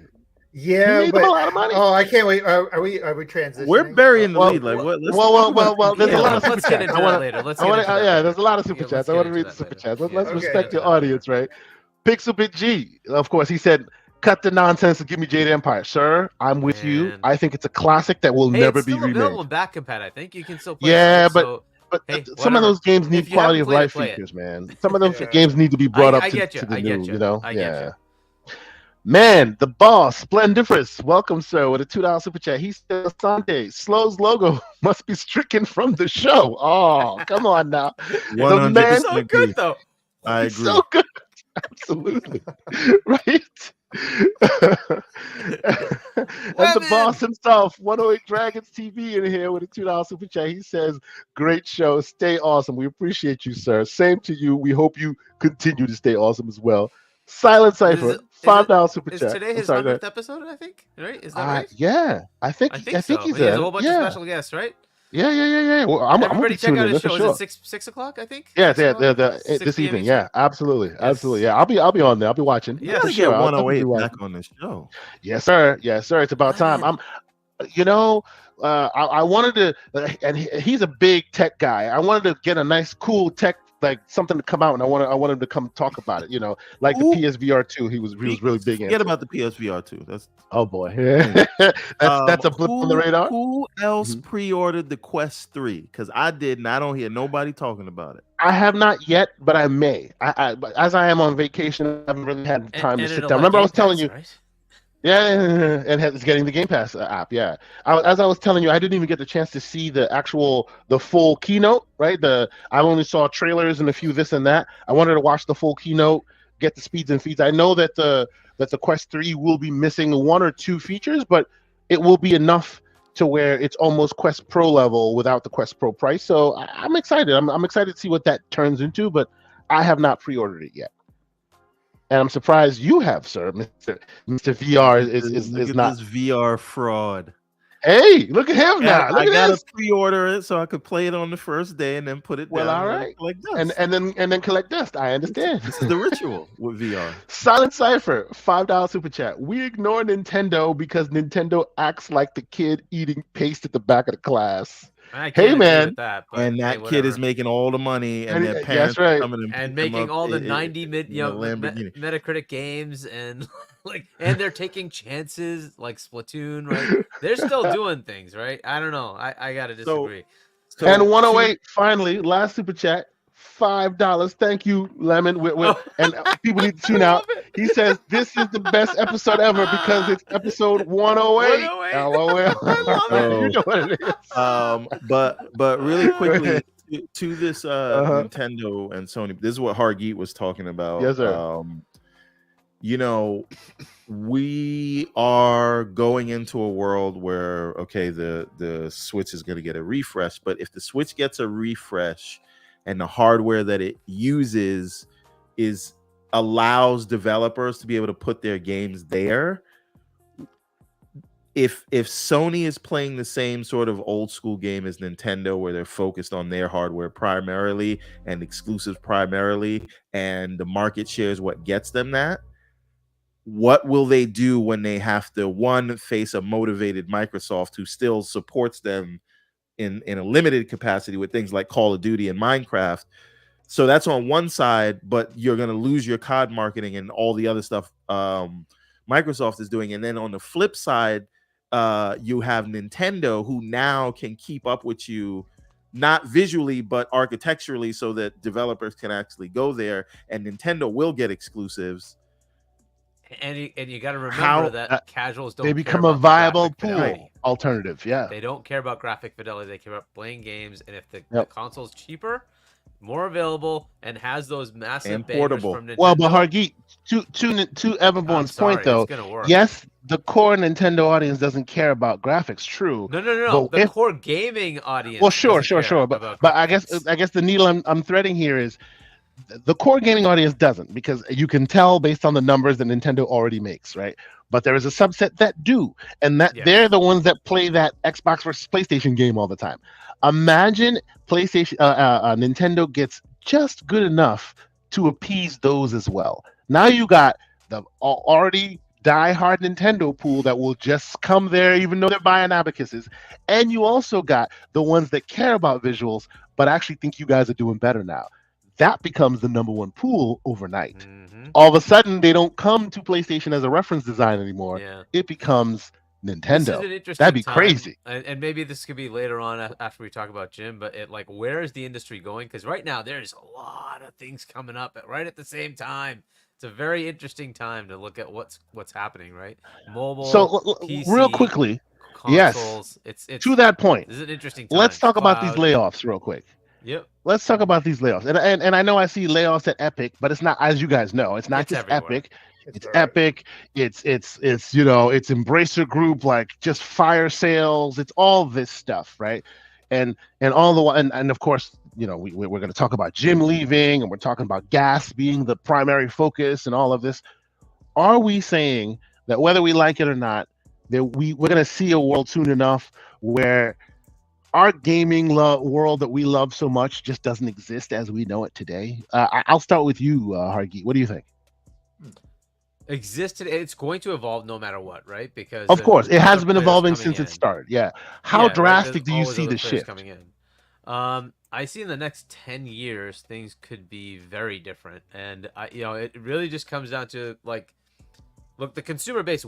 As we came up with gaming, we were kids when it started, right? And as it kept going, we've stayed with what we know, right? And the console space is basically us, right? It has not resonated as much with the younger generations, right? Mm-hmm. They've kind of tended towards mobile and PC.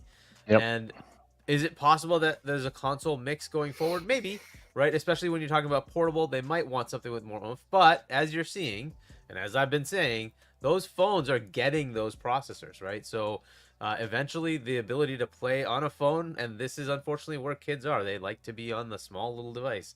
Fair enough. Like, I don't want that. I want it on my big TV, but that's where they are, right? So if that's going to resonate, that's where it's going to go. And so, we already see mobile is the biggest chunk of revenue, and it's just going to continue to go that way. Those processors, as they get better and better and better and better, right? Those, like the latest laptops from Apple, right? It's all ARM based stuff, right? And they're capable of running, like, I think it was Liza P runs better on that than a Series X, right? And it's a mobile processor running ARM. It doesn't matter. It is what it is. It's going to be able to do it. At some point, that processor will be the garbage that will be put into a phone, right? It's going to happen, right? This is just the way it's going. And at what point do you say, like, okay, well, is the console even relevant? I think another gen, maybe 2 gens, you're going to have the relevancy for a console. And I think at that point, it's just going to become the device that you're on will just play things natively. It'll mix it up with cloud compute. And that's kind of how it's going to move. I just don't see it, like, being the same as it is continuing on, right? Even if you look at the leaks from Microsoft, they're looking at their next gen not as a all on device compute. It's a mix. It's going to be on device to do a lot, but of course it's going to expand that with cloud compute. That's kind of the world we're getting into. So the things are going to be shifting a lot. As far as the players, look, you already see Apple kind of, getting in there. It's starting with this iOS, Mac OS stuff, but it's gonna go further. They're gonna keep going, right? So that's a direction they're gonna go in. Most of the movie industry is like dying, and so they have to realize that they have to diversify, and so they're starting to look at how do we get into the gaming world as well, right? You got games as a service, massive push and shift.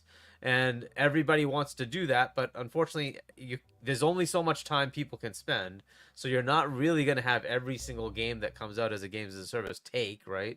And so, but some of them will, and everybody's trying to look for that one that will make them their massive amounts of money and continuous revenue. And so that's kind of the world we're in, right? There's a shift away from like in PlayStation's. They're like, hey, we make these awesome single player narrative, cinematic adventures. Well, how about we make them live service and that? Well, good luck. That does not seem to work. So that core focus of that, this is one of the topics we had last night on Riskit's podcast, is where is the diversity? Because Phil had a I don't know if it was public or not, maybe it was part of the leaks, but a note that said, okay, this is where the AAA publishers are, and they're mostly just milking what they have because it's very costly to go spend that money on something you don't know is going to take, right? And it's very hard for them to take the hundred. New IPs are a huge risk these days. Yeah, it's a huge risk, right? Like think of like Ubisoft took a shot on Immortals: Phoenix Rising. Right, and it flopped, unfortunately. I thought it was a great game, but it didn't matter. It flopped, right? And so this is kind of the world that we're in. And so they double down on what? We're going to make Assassin's Creed. Look at Immortals of Avium. It's like, also a game that those who played it loved it, thought it was great. Rated higher than Starfield. Oh boy! But anyway, I'm just saying. And now everybody's been laid off of that project because, like you said, that too was considered a flop. Right. Exactly. It's a tough world to be in, and unfortunately, that is driving the world to say the AAA studios that are making these high-priced games or these high-fidelity games, they're just going to be stuck on the same thing. And unfortunately, at some point, you got to say that's going to get stale. It just is. Call of Duty is now remakes. It's not even like new Call of Duties. It's remakes. We're playing the stuff from the 360 gen over again because we have nothing new that they can give us. This is kind of the way it is. And at some point, you just say, well, is that what we really want? Right? Like, there's no chance taking. Right? So what happens in that world? Thankfully, we have indies. And they will continue to keep driving the new things and new ideas, right? And if the publishing arms handle that well, then they can keep the indies, like that pipeline going. That's cool. If even that becomes questionable, that like the like EAs and whatnot that are like, hey, we have an arm that does the indie stuff, but we kind of want the indie stuff to be kind of like something we're guaranteeing revenue. Well, we're back to the same problem, right? So if they take chances and they continue to take chances, great. But I'm also concerned. What happens to the AAA market? At some point, you might say, "Well, I don't want to play the 78th installment of Assassin's Creed. Maybe I just want something new, right?" And at some point, that's going to be an issue. And they're down that path. They went, you want a bigger Assassin's Creed, even bigger Assassin's Creed, even bigger. Oh no, now you want a smaller Assassin's Creed. And then we have the multi-layered edition. Yes, it's like what? Okay, right. Thankfully, we have Nintendo and Microsoft have decided they're going to still allow AAA new IP, which is cool. I hope whoever comes into PlayStation. Right? I hope whoever comes into PlayStation to take that over also says there's value there. Because Sean Layden did see value. That's why you got Ghost of Tsushima, why you got Horizon, right? And other games like that is because he saw value in that. Yeah, let's go ahead. Let's try that, right? But Jim Ryan's like, no, we're doubling down on the games that make me money, right? What was the Ben Studio one there? The motorcycle game that never got the sequel it deserved. Yes, exactly. That again, Sean was like, "Yep, let's try it," right? And Jim's like, "You didn't make enough. Bye bye." Yep. Like no. That. So I hope it's an unfortunate place. Continues that path. Yeah. Because look, they're the ones that can afford to take those risks because they have the rest, right? They have their own store. It generates revenue. They have the accessories. It generates revenue. Like as long as that continues. Hopefully they can keep saying, and now the other beautiful thing is Game Pass, right? Game Pass tries to marginalize the whole thing and say, it's fine if this studio doesn't exactly, that game doesn't go as well as it could have. It's not the end of the world. We've already funded it through Game Pass, right? So it's okay, right? And if it generates funds on top of that, great. If it doesn't, we can take the hit. It's okay, but at least try new things. So that's why we're getting like South of Midnight and Clockwork Revolution, right? New Clockwork looks amazing. Oh, right. And wait. They may maybe not good, right? Yeah. Fair enough. At least being allowed to try the shot. They're trying something new, right? And I hope that keeps continuing, right? It can't just be Nintendo and Microsoft. We hope others can take those hits too, but being the market leader, I would really, really hope that the next person who comes in, and this is just going into the topic with Jim Ryan, right? Is who comes in to replace Jim, sees that value that, hey, look, at least one of our studios should be working on a new AAA IP, right? Something that's going to wow people, right? And since we're having this great convo, and I want your thoughts on it also, OBM, but to your point, Hargeet, about scared to try something new, look at what Remedy's doing. We're all excited about what's happening, and they're doing Alan Wake 2 and all that, but they're also talking about those remasters and remakes and those collections. And as much as I'm a huge Max Payne fan, it's still more of the same. And more of the same. And there you go. To a point, go ahead. Finish to up. a point, that's not a bad thing for bringing. No. Yeah, it's good to bring back like new gamers, right? So, because there's going to be kids who've never played any of these, and I think my your fear, point, though, before with Jade Empire, is it may be too old for them to be able to get into it. But they need to give us those newer game mechanics, right? Like quality of life things that you were saying, right? So I'm not averse to this. And if it's, neither am I. A method to make new AAAs, awesome. New AAA IPs. See, awesome. my fear is this becomes a huge success, and then it causes them to pivot, as it always tends to in these big markets, right? It causes them to go, oh, this is our business now, right? But hopefully, I want both. And it seems like when a lot of money comes from here, it devalues for them the other side, which is the new IPs and the experiments and the new tries. Oh, go ahead, Everborn. You were saying. I do, because we have to give credit where credit is due, right? Please. Sony did bring out, and I know they did bring out Returnal.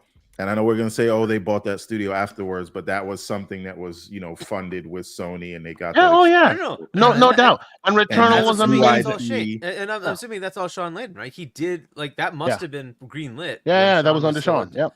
And he was 100% for new stuff. He wanted to try new stuff. That's fine. I agree with that. So my thing is, we have to be realistic here, right? We say they're not taking risk, but anytime you spend $200 million on a single game, you're taking a risk, right? Well, yeah. Okay. So I guess maybe we should be clear in exactly when we say when we mean taking risks. They only take risks on IPs that they know already, because there's a better chance that normal people will go, hey, that's Max Payne, I'll buy that. Versus this is a new IP that has nothing to do with anything I know. Right. That $200 million becomes even more of a risk for them.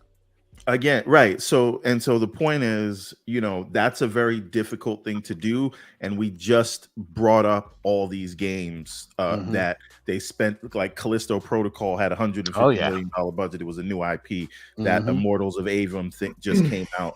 Now they're grand opening, grand closing, right? So these people are absolutely, the AAAs are sometimes, right. So the point is, I mean, the third parties, I should say, the third parties. Everything you mentioned right now, third parties. What I'm really getting at, and I keep trying to drive this point home. I understand if we're saying we're reserving the $200 million budget for sequels that we can at least project the return on investment on. But new IPs at smaller budgets need to be introduced. So when we look at a Hi-Fi Rush or a Returnal, those things did not have $100 million budgets, right?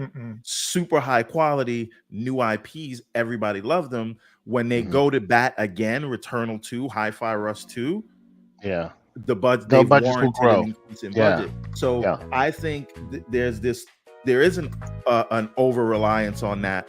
Either service game because you want recurring revenue because Wall Street is telling you have to do that, or the sort of nothing but those the kind of single player kind of games that Sony's making, and they're great, although I think people are starting to see the seams right on those, and this formula is starting to fill through. Right. This is not to say don't make single player games, because I think someone said in the chat, the whole Game Pass model allows for a way to have increased budget single player games and still have them be a part of a recurring revenue stream. So that works, and you still get all the other avenues because you're going to sell it on Steam. You're going to sell it for the people who don't have Game Pass, and and you can amortize the cost of that through the marketing beats that it will give you. So those things work, and maybe Sony needs to look at that model, or they have to get away from this idea that every time we go to bat, it's a big $200 million blockbuster, because they don't have to do that. Like we should see another Astro's World or whatever that was called. Astrobot, that's the studio they capped, right? But I mean that's Asobi. Like, Hi-Fi Rush 2 does not have to be a massive AAA thing. No, but it can have a little big budget and it can build upon what it's the base. But absolutely. But I think it'd be cool to just build on the base, but do not go like don't go overboard. Don't turn it into Crackdown 3 is what you're saying. Exactly, right? It's like just don't go crazy with it. It's good as a little indie type title, right? It's a double A, whatever, single A, whatever you want to call it, right? And that's fine. Just leave it there, like, and let it be what it is, right? Don't expect it to be a 40-hour campaign with all sorts like no. What it is what it is. Just leave it at that level. Sometimes we go crazy with these things. I want your opinion. Let me catch up on a couple of these super chats, and I want to ask you this question as well. First off, of course, the man Gerald Mack with a $2 super chat. He says #Graybeards, the foundation from Pong to Starfield. There are people who are alive who played Pong when it first released, and now they're playing Starfield. Let that blow your mind for a minute. That is amazing, right? Buck with a $10 super chat, and he says Ryan left Sony years behind on PC, on mobile, and cloud. It takes significant investment to catch up. Expect lower PS5 engagement, PlayStation Plus subscribers, and layoffs across the board in the next 12 months. Ooh, I hope you're wrong, sir. I really do. I hope you're wrong, because we can't afford any more of these layoffs, man. They just keep going, And of course, we have Mr. MDJ with a $5 super chat. He says Game Pass is the gateway to innovation because of the assured bag. Capcom is showing the way. Absolutely, yeah. It seems that the thinkers at Microsoft came to this realization. The Sean Layden idea of the budgets ballooning and this and that, and used Game Pass as a kind of workaround to that. But you know what, OBM, let me get your thoughts on it. And a quick aside that I kind of want to add to this conversation is, to that point that Sean Layden was making so many a year or two ago when we had that conversation, of course, before he joined Tencent. But that's neither here nor there. He was saying that the ballooning budgets are making it difficult for those businesses to go out on the ledge like they would, right? Is there a world where we can imagine where we can still have the modern engines, modern development cycles, and pretend that we're talking about 2005 and budgeted accordingly that way, but still succeed? Can they use a 2005 budget and today's modern stuff and still be able to create the stuff that gamers today want? And what do you think about the games industry in the next, let's say, 10 years as we're seeing all the shift? What do you think, OEM? Yeah, it's almost like there's multiple like different things happening that I know. We've had the layoffs that we were just talking about, and that's I think primarily what the topic was. And thinking about that, I wouldn't conflate that necessarily with the overall industry right now. Not to say that the overall changes in the industry aren't going to have some pain points along the way, but we know like companies, not just gaming. I mean, we saw big tech do tens of thousands of layoffs each this year as well. So like there is part of that is just this economic forecasting thing, and they're going to cut and then they're going to rehire when things come back. That's just what they do. Not saying that's right, just that is part of that process. I don't think that's necessarily a sign of the industry, although I will say that despite the fact that we see the everybody projects the industry to grow a lot, it is going to change. And whenever there's change, there's going to be companies that hire and companies that fire, and there's going to usually what happens in like any of these economic paradigm shifts, like usually a lot of companies will jump in because they see the opportunity. They see an opportunity to become one of the kings of the next version of this industry. And usually more people will jump in than there's seats that are going to be left at the table. And so when kind of all the dust clears and everybody has to find a chair, there's going to be some people that aren't going to find it. And usually the industry will consolidate, right? So at that point, so that's just what happens. It's happened. It's nothing unique to gaming. It's happened in other industries in the past, and it just will keep cycling over and over. So I think a lot of times we get caught up in the like weeds of things and how things are changing. But like looking at like gaming relative to like everything else, I think other industries have already showed us where gaming is going to go. You can see it with like TV and movies, right? We just talked about the way we're talking about the big budget AAA $200 million games is kind of like the way people were talking about movie industry, and like, okay, well now the only things that get greenlit at the theater that are like high production values are Marvel movies.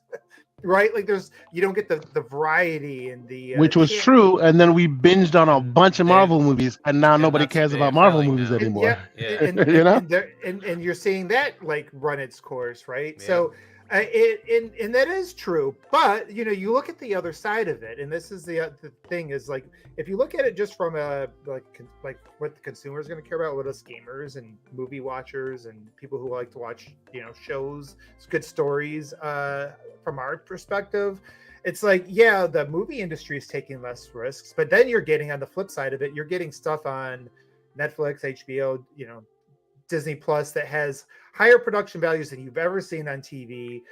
You're getting new IPs that are getting big money thrown at it. You're getting more formats creative. That are telling stories that could have never have been told in the old like where would a Stranger of Things with those production values, where would that have fit in the old industry where you either had to have something greenlit at the movies and you do like a trilogy or something like that, or you had the TV with the limited budget, right?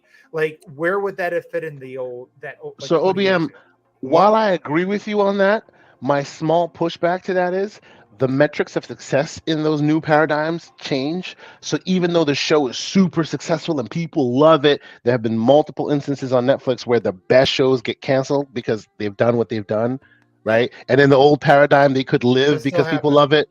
But in this world today, unfortunately, like I think Sense8 was one of those things. It was like monumentally successful, but it cost too much to make. So it just was never going to happen. I push back to your pushback case. Okay. Push back to my pushback. Go ahead. You can take this one, OBM, but I got. Go ahead. And also Stranger Things as well. It's becoming too expensive to make. Continue. Well, so every back in the old days, 20 years ago, they canceled a bunch of shit that we like to watch. I mean, do you remember where we had nothing but reality shows shoved down our throats and all the good shows? Oh God! Hey, and that's how we had certain presidents in that time because they got popular during that era. Absolutely. Shows get canceled every day, B. Oh, B. Yeah.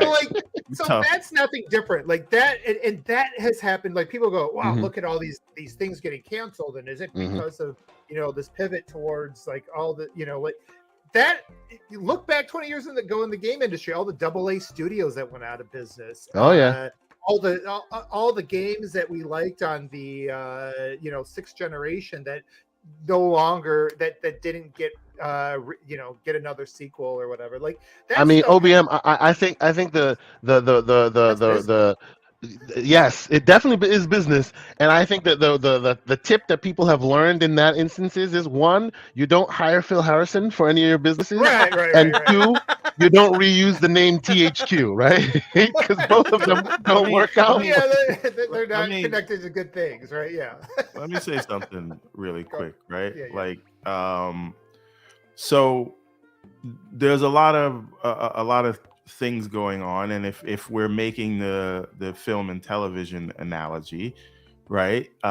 Some could argue that right now the mid-budget $50 million movie has gone away, right? It's either licensed IP or $10 million budget horror movie or rom-com kind of thing, right? Like really small auteur or horror flick, or then $200 million movie that has to make $1 billion before they start seeing a profit, right? Yep.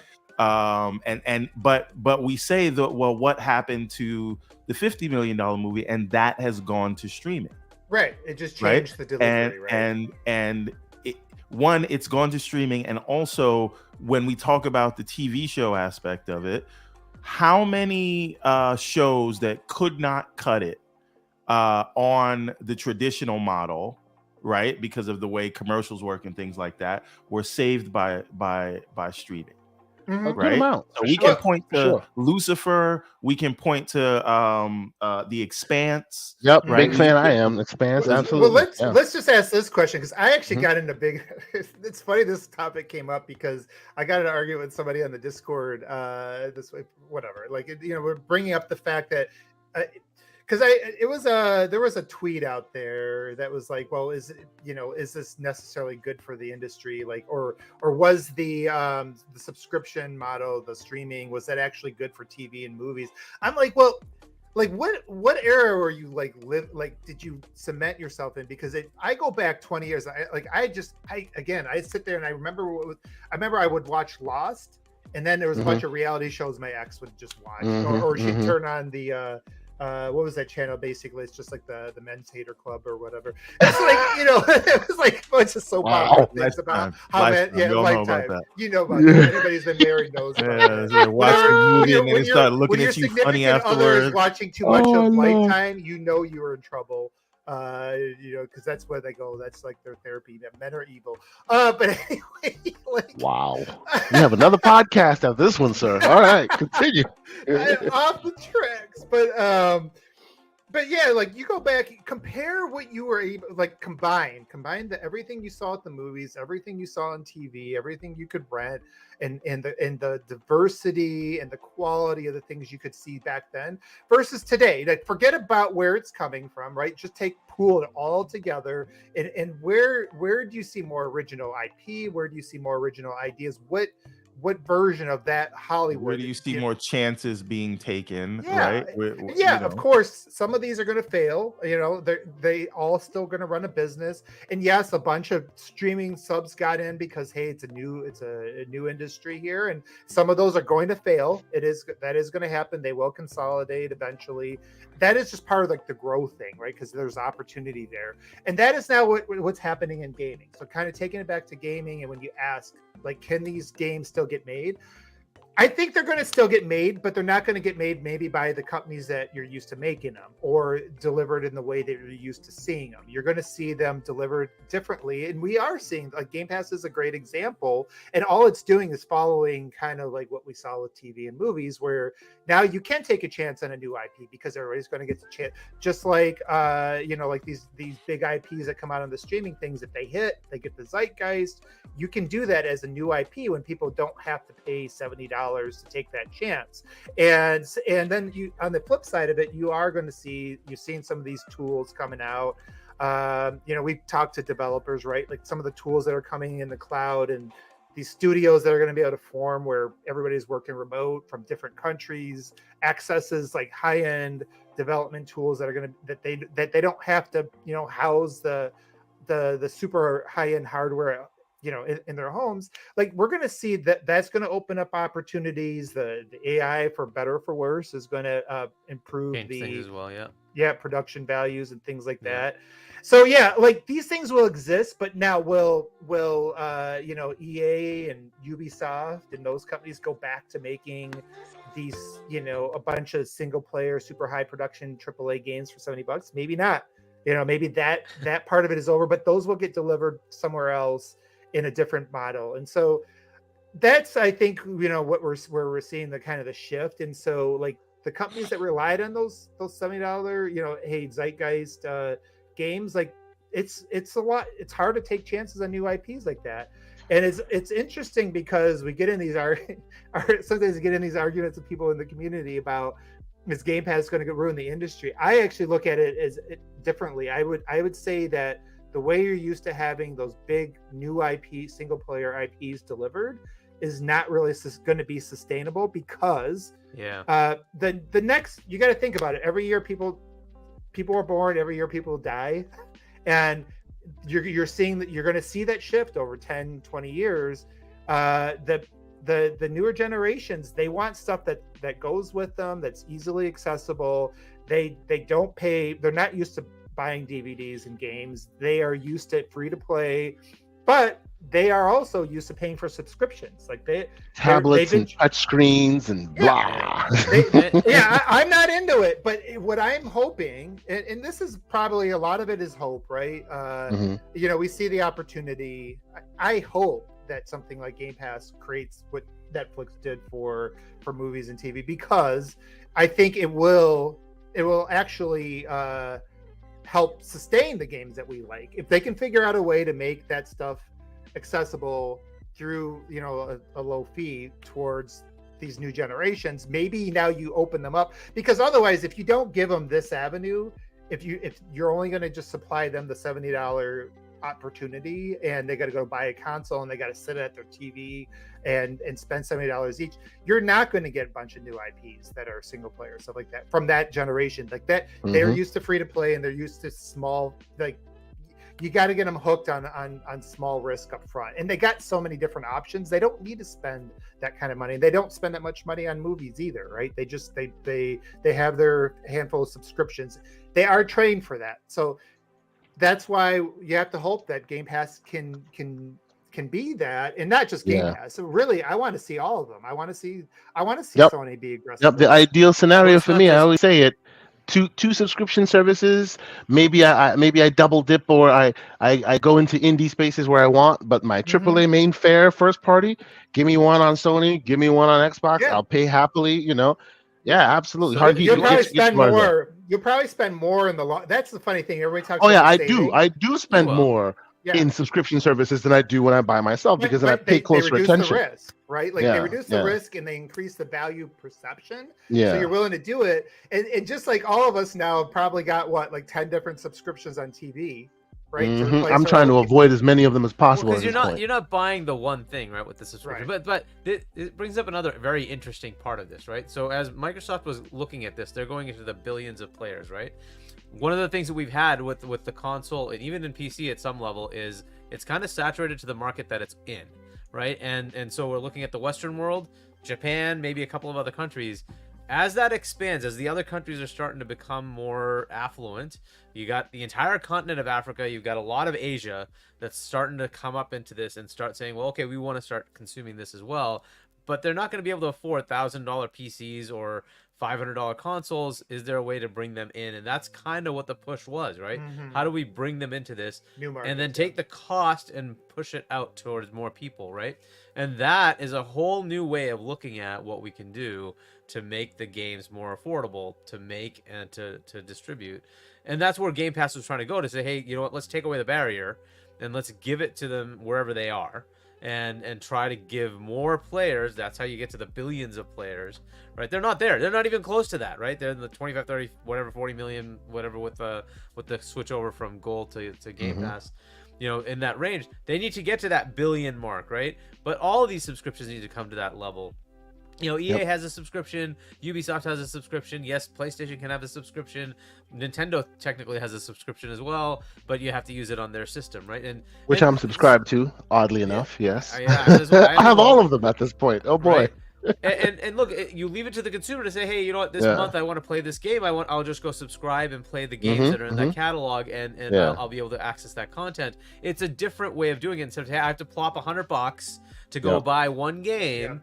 Whereas, like, I may not be able to afford that, but I could pay $10, and I can now access that catalog for a little while and play what I can when I have the time, right? Okay, gentlemen. And it's not even afford, right? Like, people spend more on like, I was talking to my girlfriend. Her son spent more, like, on Fortnite skins than probably I would spend on games back when I was his age, right? But the incremental spending ends up being more than the full-fledged game itself. Absolutely, yes. I'm just looking at the countries where that's a lot of money, right? So for those countries where they're starting to grow into being affluent, right? Those countries, they still have people who want to play. They still have some rooms to grow. Yeah, absolutely. They have a lot of room for growth, exactly, and that would help hopefully lift up the amount of money coming in and make the industry be able to sustain better. Excellent. Yeah. But either way.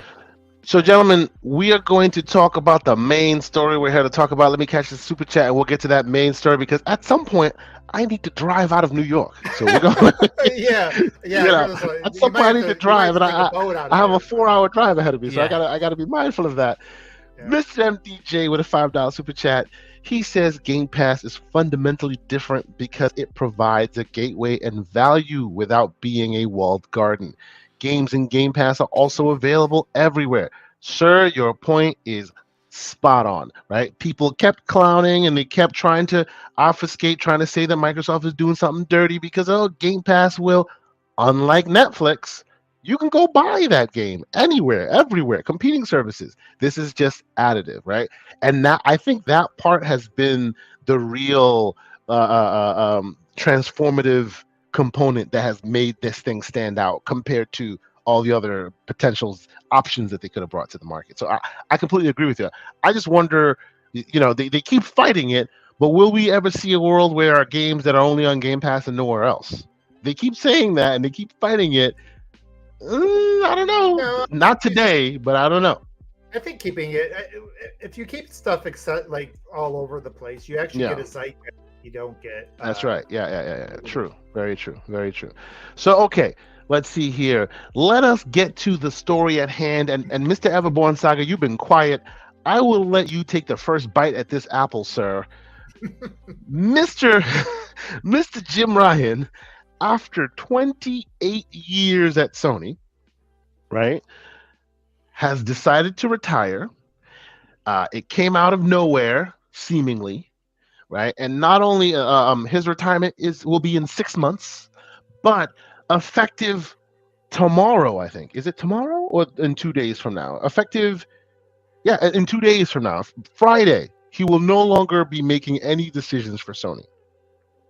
So even though he has 6 months, and we have a replacement in the form of the CFO of Sony Music Group, or Sony Group, I should say, the main CFO, and I forget his name.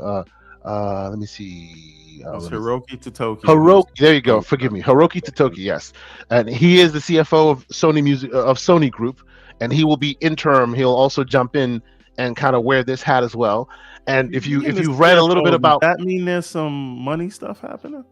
Well, we'll talk about that one. And if you read a little bit about his history as well, he's also a very interesting character that has, had a lot of statements and said a lot of things and made gamers feel a certain way. So it's very interesting that he specifically is the dude that is like the interim replacement.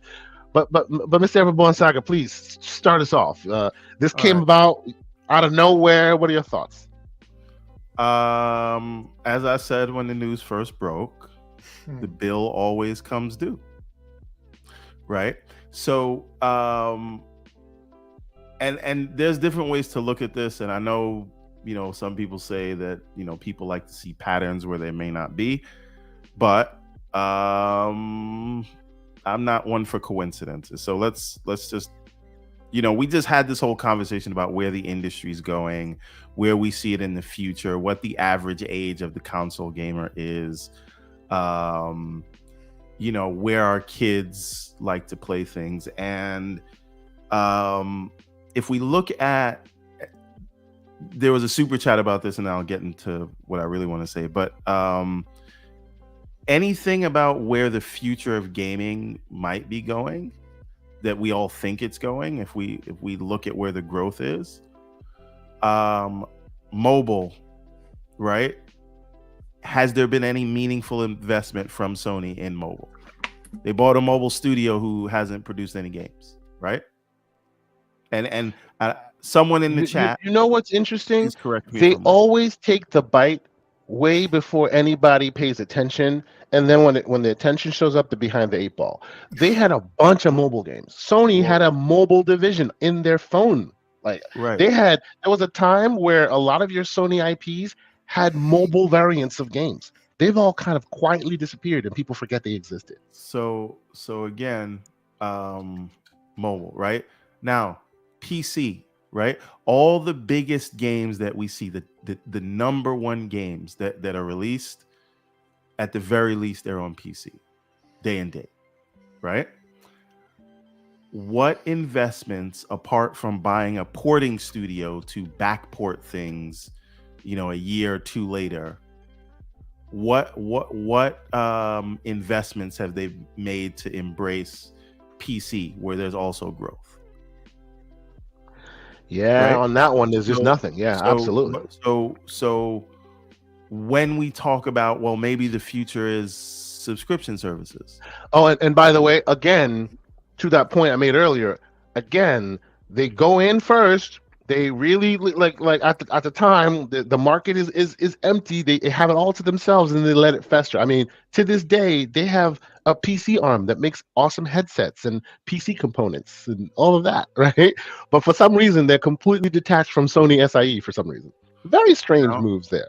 Now, we know that Sony proper, like Jim Ryan's boss, made a deal with Microsoft for cloud tech, specifically for gaming. Has that materialized? No, and I think not that we have seen. To AWS. Yeah. Right. Yeah. So what we're thinking about, well, maybe the direct. It looks like all the growth is on mobile. No meaningful mobile investment, right? We know there's growth on PC. We're seeing high. Your competitor with almost half the revenue, but double the gross margins as you, right? Not ratio, the ratio, not the actual overall number, right? So, okay, not really invested in day and date PC, right? At least the way your business is handling streaming. Not meaningfully embraced it. Don't even share streaming numbers anymore, right? And then we look at cloud. You have something on the board, did not materialize. So these are all the directions it looks like the industry's going, and in none of them there's been meaningful investment. Why? Because we're winning right now, right? We don't want to be. We have a deal with Microsoft, brokered by your higher ups, but it's Microsoft, so we don't want to press forward on that. And that's before we get to this idea that there was a certain majesty around Sony and their games and greatness and magic, because magic is mystery, right? Or mystery is magic. And they've had all this goodwill, and they've pulled back from any public appearances as though they're above it, which is fine. That created this air of superiority, and it worked with the fans. So now you have your 2021 show that everybody, that was your last show. It was nice. Then you go 2 years, no show, no roadmap, and all you have to say is we're investing most of the company's budget into service games. And you're doing that at a time where service games are failing left, right, and center. And where we're seeing the biggest successes in gaming are the things like Hogwarts Legacy, Elden Ring, Tears of the Kingdom, Starfield, right? These massive open world, but not open world for the sake of being open world, like well thought out, well executed open world, single player, branching narrative, games that really hone in on what they are, more focused on gameplay than storytelling. And not in the case of Starfield, but you know what I mean. And the point is, those games are all seeing massive, massive success. Meanwhile, what new service games can you point me to that are not Fortnite or Warzone, or the things that we know already that take off in any meaningful way? But that's where the majority of the investment is. So when you sit back and you look at it, and this is before we get to the ABK stuff and what went on display there. I'll come to that in a second. But when we look at those things,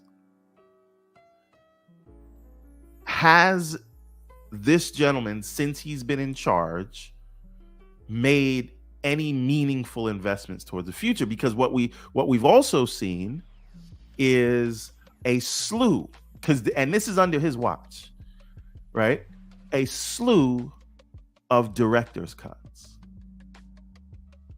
right? So no new game. Here's the one that you know and love. Let's sell it to you again.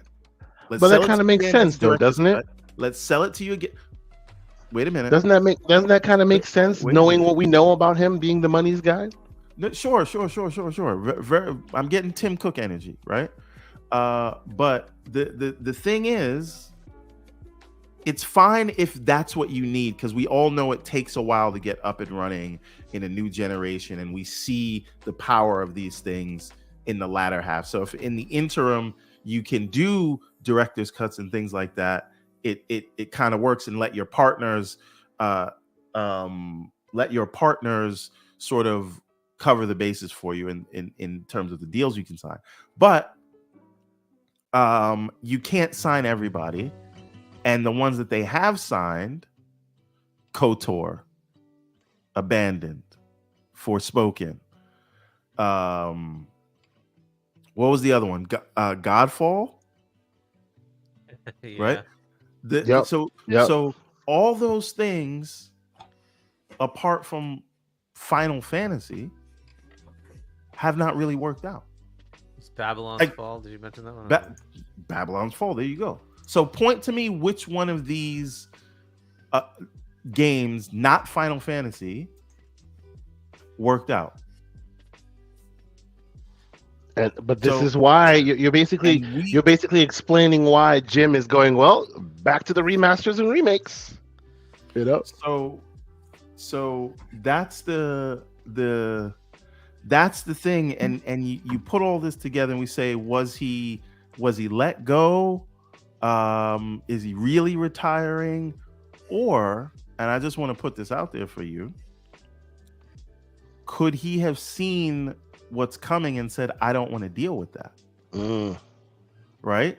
If you know you're going to have a motivated $2 trillion company to compete with on one end and a Switch 2 on the other end, maybe you just say, you know what? I'm good, right? And now the other piece that I want to add on this, and then we can go around the panel and come back. You know, during the ABK trial, everything that has come to light, I believe that Sony's actions, which like it, love it, whether he was directed by the board or whatever, but he's the face of it, their actions have been unbecoming, right? Their actions have weakened them. You couple that with everything I just said and the fact that they don't have a new roadmap to show for it. So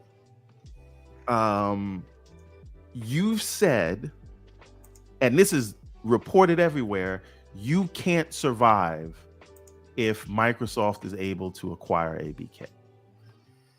And now Microsoft's about to get ABK. What does that say to people about you? You've also pointed out that,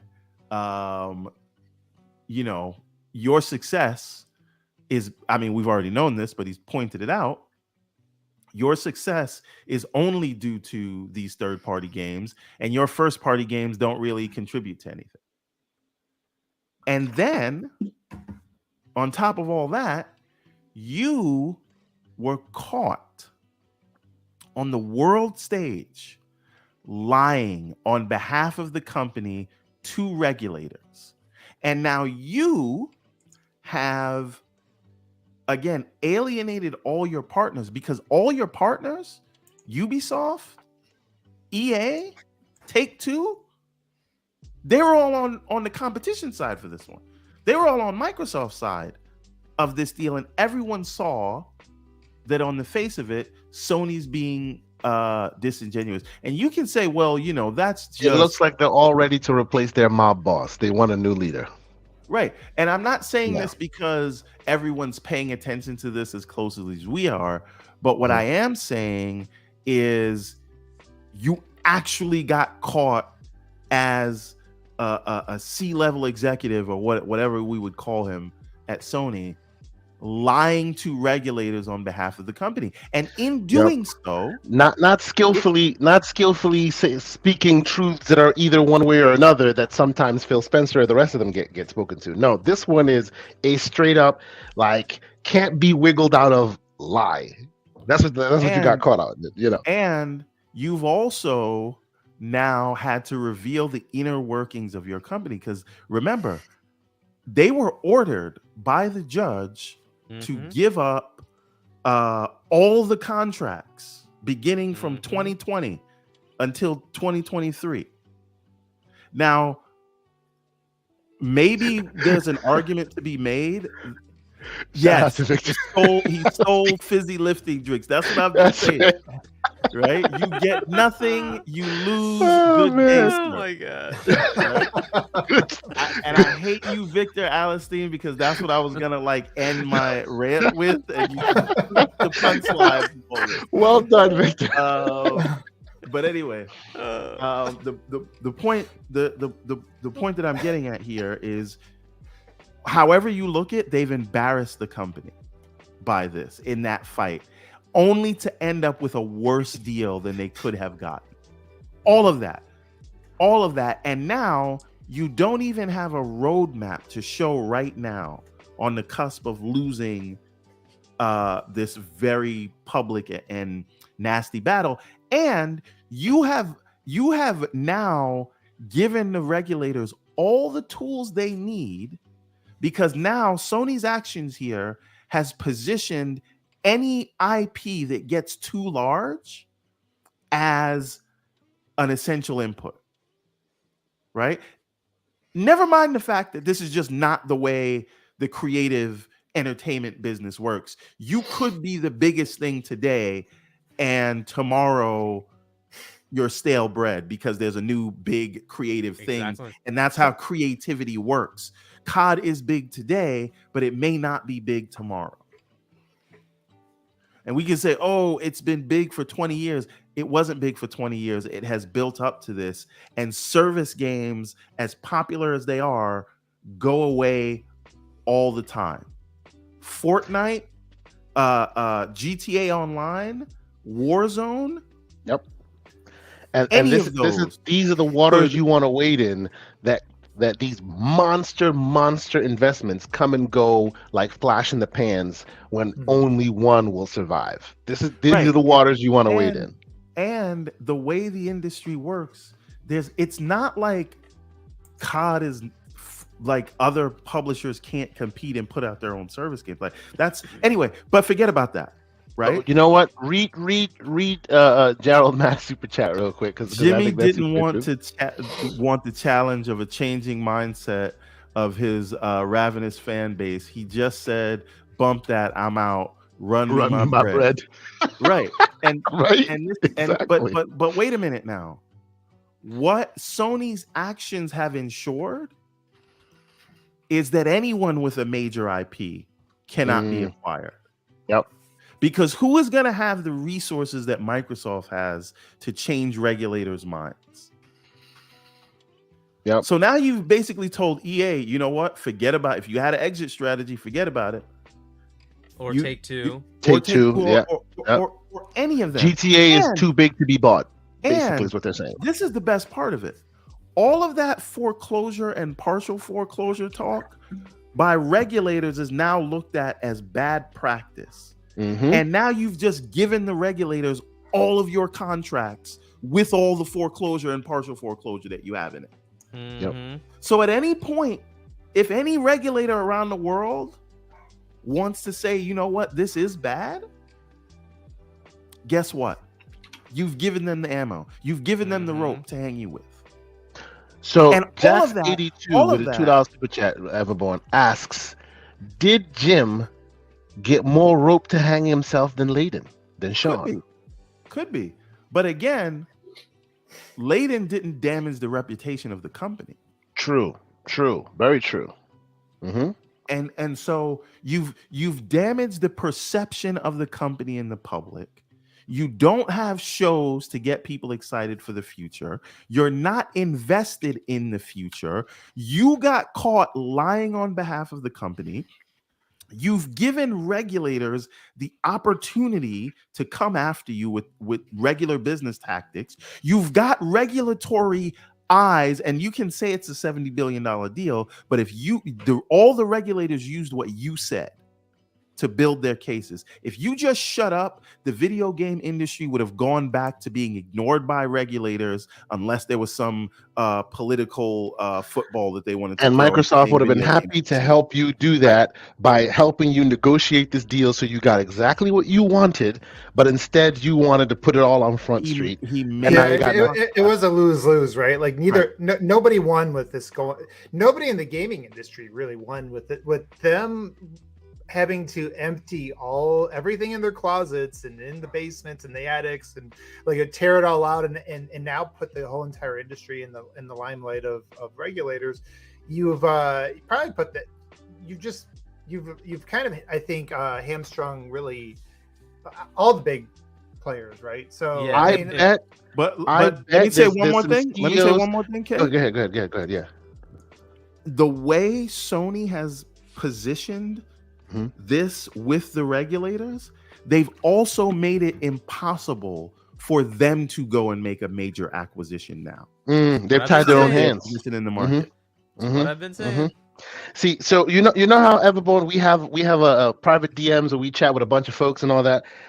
Is there not a Slack or DM of sorts with all these gentlemen going, "Come on, Jimbo, what you doing now?" Whereas Strauss is like, "Get this guy out of here. What are we doing at this point?" They've said this publicly. They didn't have to. They literally Take Two. Strauss couldn't stop talking about how it's only Sony complaining, right? Yeah. EA had no problem. We're fine. He took it out of the DMs and put it on the main feed. After this, yeah. We obviously know Ubisoft was on board. I mean, to your point, Everborn, like, you know, as far as them airing what they have, fair enough. That was probably going to happen anyways. It's I cannot survive without this one game that has actually changed things, right? Because that's baloney. If, say, Call of Duty were to become exclusive, all that would happen is people on PlayStation would just play something else. That's usually what happens. This is the box digital I have. age, they're not going to I'll just play something else, right? It's not the end of the world, right? Apex exists. Battlefield exists. You just go pick something else. PlayStation may get off their ass and actually make some multiplayer game, right? That's what would happen. It's not the end of the world, right? So the idea that one game defines your, if that were the case, why is Nintendo Switch selling more than anything else? Right? COD isn't even on that system, right? So it doesn't matter. People find what they want to play. They just play the games. And by doing this exact thing, to your point, every company eventually says, I should be able to be sold because I have enough value in the market, and somebody might perceive that value, and I'm going to step away, right? So if you create Ubisoft, like Yves Guillaume, right, and you're saying, okay, you know what, I just want to now sell it off. Essentially, Sony's new pitch is, no, you have the Tom Clancy license, you can't be sold. Well, why? Wait, who made you boss? Like, Star Wars was sold? Wasn't that the top freaking movie, IP? Period. It got sold. Did anybody bat an eye? No, because it's normal. Too big to buy. But somebody has money for me. Doesn't matter. Too big to buy. Yeah, that's the problem. The idea of an input to destroy somebody, that, again, it's just because all he sees is money. He doesn't see the value of the gamer. He doesn't see the value of the actual content, the game itself. He just sees money. This thing makes me a lot of money. So that's all he cared about. To your point, that's the point that exact point was crystallized for me on his deposition with that whole in court, where every conversation, I think we've said this before, where every time he was asked to comment in that video, it was all about the perspective of the shareholder and how what the competition is doing is basically training the pay pigs that maybe they shouldn't be pay pigs anymore. And that's what's bad about it. You know what I'm saying? I mean, literally, that's what he was doing the whole time. Well, so, I mean, it is his job to do that, though, as the CEO. Of course it is, but it's not his job to be so blatant about it. There is but you would go further, though, right? Because, look, they have Crash Bandicoot, which has been created by one of their studios and has been associated with PlayStation for a very long time. He didn't even bother to say, can we add Crash to always be available on PlayStation? He didn't give a crap. Why? Because it doesn't make money. That's it. He just doesn't. By the way, you know why we're here, and Tay Talks brings up something that I do want to bring up. But we're here because Microsoft would have offered them all the ABK games for whatever period to get the deal done. But Jim didn't stop there. He said, "I want the ZeniMax stuff too." He reached too far. So now what Tay Talks asked, I don't know what his latest chat says, but what he asked before is we've heard why he may have been fired. But what about him leaving of his own accord? And I think we touched on that, right? Yep. And remember, same arguments were made when Bonnie Ross was left. I can't move, buy right? it. Same arguments. If like, just like any normal transition, if you're retiring and you're retiring not like today, right? You're retiring, you would have a plan of succession. The fact that it's going to somebody at Sony corporate in Japan, not somebody at SIE, I don't buy it. I'm sorry, this has got to be coming. And the fact that the fact that the decision-making process is taken away from you literally immediately, even though you're going to be there for 6 months. That's very suspect. Yeah. So, I just don't buy it. There's, I guess, in that argument, we would say that this is why that argument falls apart, right? We could say he wanted to leave, but the ABK thing came up, and it was his job to see Sony through that time.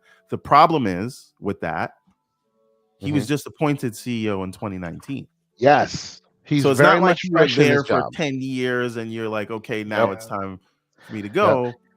You were there in 2019. Now, another thing that was said in the chat was, ABK is a singular thing, so it's not that no other publisher get purchased.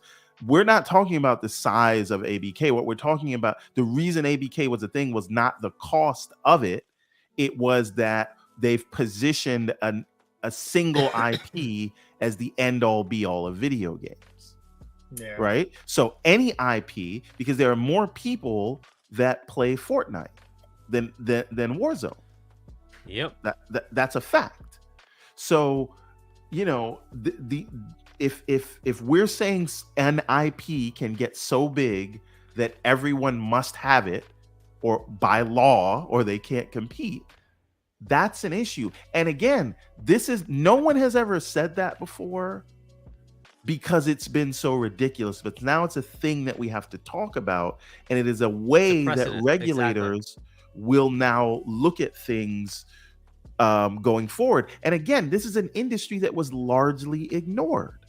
Yeah, it was. So, although I will fight back on one thing, is I know I argued with you guys a few days ago in this one.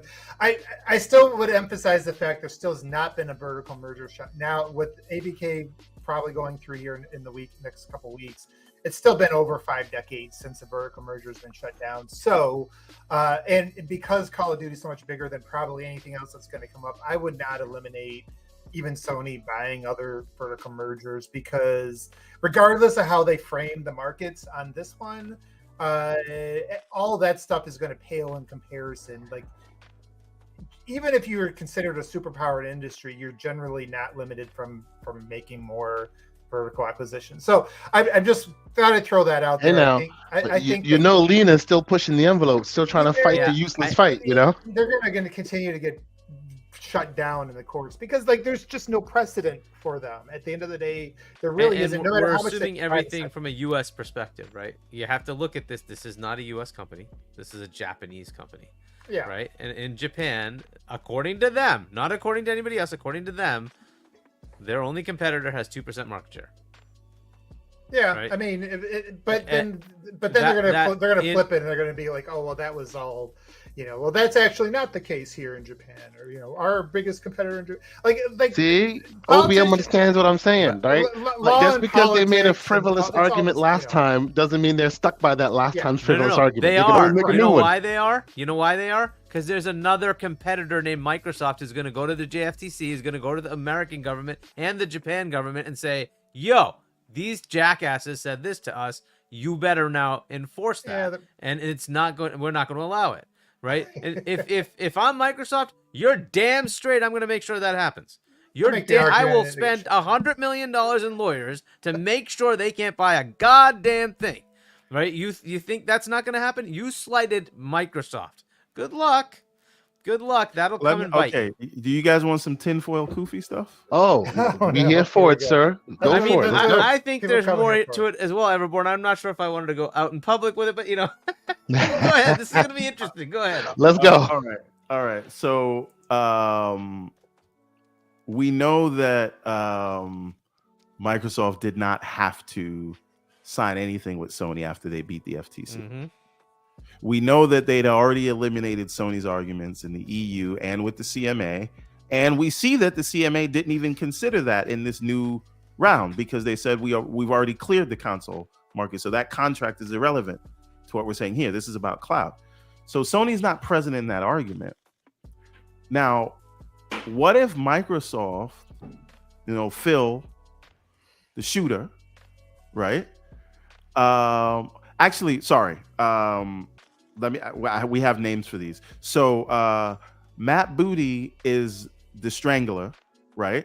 Sarah Bond is the cutthroat, the closer, and Phil is the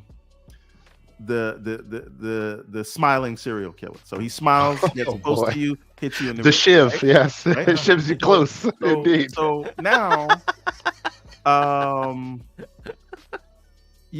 since Phil is from Winterfell and the North remembers, right?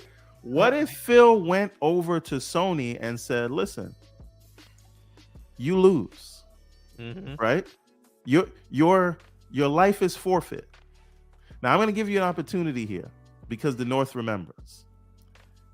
If you want us to sign a 10-year deal with you, Jim Ryan got to be gone, or you get nothing.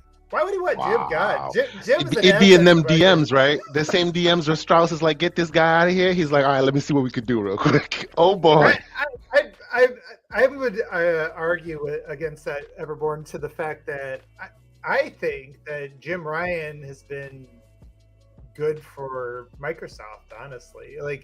Maybe I'm like jumping off on I guess I'll go in this direction completely. Like, first of all, like whether Jim stays or goes, my life doesn't feel that much different. So I don't really have a super dog in the fight. You know, I play my PlayStation when they have their exclusives, and that's, you know, neither. I don't think about what he's doing with the brand that much. But in this case here, as I kind of step back and just like look at sort of where they are with him since he's taken over in 2019. I would say that there's an opportunity for them to become better under somebody else, because nothing that he's done in this position, and I understand he's been there 30 years, he's done things within the company in that time that's got him to that position, but nothing that I've seen from him in the 4 years that he's been in charge has really 4 or 5 years that he's been in charge has really impressed me, because you kind of like look at some of the things you just talked about there, Everborn, like just a lot of Sony's strength in the industry has been, you know, some of the things that have been built before, like their first party, obviously, you know, everybody respects the first party for, you know, the quality and, you know, consistency they put out for years, which was really cultivated under different people than him. And then the other aspect is really just the strength of their brand, their perceived, the marketing around them, I guess the ambiance, whatever it is around, you know, PlayStation. That's something that that really does carry them from generation to generation. People know that if they buy that thing's going to be around, it's going to get third-party support, it's probably going to get a lot of exclusives, things like that. And, you know, like some of the things you mentioned there, I actually called that out, you know, when I was back writing for Xbox Era in the day. I was actually called that out because he was really pushing in all his chips. It's like, basically, I'm, you know, going all in to get this deal closed. And in the process, I do think that that perception of dominance was lessened through this process, because, you know, the fact that you know, he comes out and says, hey, we need Call of Duty so that we can fund our first party. Without this, we're in trouble. And I get he was saying what he needed to say, but you know what, he did get a lot of people to believe that, and the reason you know that is because you got a lot of people now, even in the mainstream, that are kind of afraid for Sony, right? Like, we got to stick up for them, we got to protect them. Big bad Microsoft's going to get a monopoly, which I still think is crazy. Like, I think in this digital age, Sony is in a safe position. It doesn't mean they're in a position to grow, right? Grow the way that the investors want you to grow, or positioned in a way to you know, to take advantage, to you know, as the market keeps shifting to be. Well, OBM, real quick, I feel like maybe like what you're describing there, it's more to the point. It's not that they're afraid that Sony needs to be protected because they're going to go away, but people forget that they have this mindset that you're either the market leader or there's a box where your business used to be, or you're either first or you're out of business. Like, right. Well, but you know what? But he did set that up, right? Like, he basically said it's because we're in first, it's because we get this money from third parties that we're able to do these things. And it's almost like he's indirectly, whether he meant to tell you this or not, that if we don't continue to have this sort of dominant, this position, this 2-to-1, 3-to-1 console position, if we don't continue to have that, and we don't continue to get these third party, get that third party money, we're not going to continue to be able to provide you what we've had. Like, this all needs to.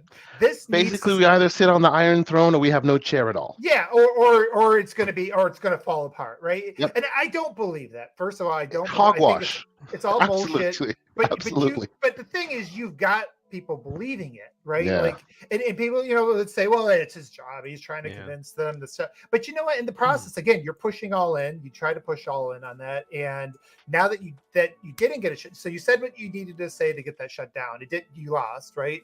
But that's still out there, like, that's still going to kind of linger through time. All the stuff that Everborn was talking about still going to linger there, and then you couple that with the fact that when I think about what he's done since 2019 in this position, he's had a few, you know, notable moves. Like, you know, he closed the deal on Insomniac, which you know, that's obviously the greatest deal known to man.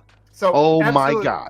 Although I will say he gets partial credit there because it was the relationships developed by, Layden and the teams that matched them up with Marvel to begin with Spider-Man. Because Insomniac, if it was Sunset Overdrive 2 and Ratchet and Clank, would not have the same sort of perceived, I'm trying to think of the right word. So I hear you. I hear you on that. My only bit of pushback is perception and reality there are the same, because even though they weren't in the mainstream known as the greatest of all time, us VR heads were like, yo, please don't somebody protect Insomniac. They are releasing 8 AAA games a year and they're all at high quality, like what's going on with these guys, Yeah, I guess what I'm saying is I don't know that that would have been this big target had it not been for Spider-Man. True. And Spider-Man was so, but anyways, he closed the deal on that. And then the X factor is still Bungie, which we don't know. That they paid a lot of money for Bungie. We really won't know. And here's the thing: we really won't know how well Jim's vision would have played out for a few more years, because, as I kind of said, previous to this is. Games, AAA games take 5, 6, 7 years to make these days. And then when you start talking about like different strategies and building new teams, you got to add maybe another year or so onto that. So it's really going to be a few years before we kind of see it. But, in the meantime, when you kind of like look at what is going on, one of the things is, he doesn't connect well with enthusiasts. I don't know how much credit I really want to give him for saying like, hey, like he's made him all this money. Because like I said, a lot of the strengths were built by people before him.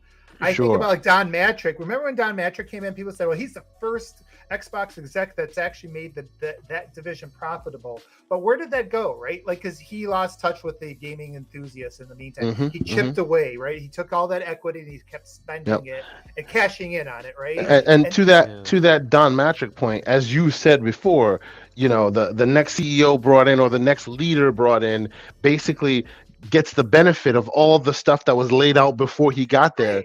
His tenure really kicks in maybe half into a generation or much further along. So we won't really know the ramifications of Jim Ryan's tenure until much later in this cycle where somebody else will be responsible for it, So a couple of cool points that you brought up there, right? But so like first is this shift out of what they've normally been doing, right? So so you said, OEM, you don't care what Jim's doing because you just play the exclusives. Yeah. Well, Jim has decided that those exclusives, those IPs are the ones that should go live service. And okay, if that's happening, are you going to enjoy those exclusives? It really depends on what they do. I guess that's what I'm saying. That's what ends up happening, right? So I'm a casual PlayStation fan, right? I like some of their IPs. I think they're really good games, and so I play them, right? But I don't want them to change to something that, look, I've not seen, I can probably count on my hand how many times you've taken somebody who makes fantastic single player games and then make them a live service game. It just doesn't happen. It doesn't work. I mean, and this is one of those things with a AAA studio, like, let them cook the way they cook. If you want to make a live service game, it should start in an indie studio or a small studio. Start something cool and new and see if it takes. Well, let's build off that, Hargy, because we started the show talking about Knights of the Republic, and it brought up BioWare. I mean, BioWare went Anthem. From...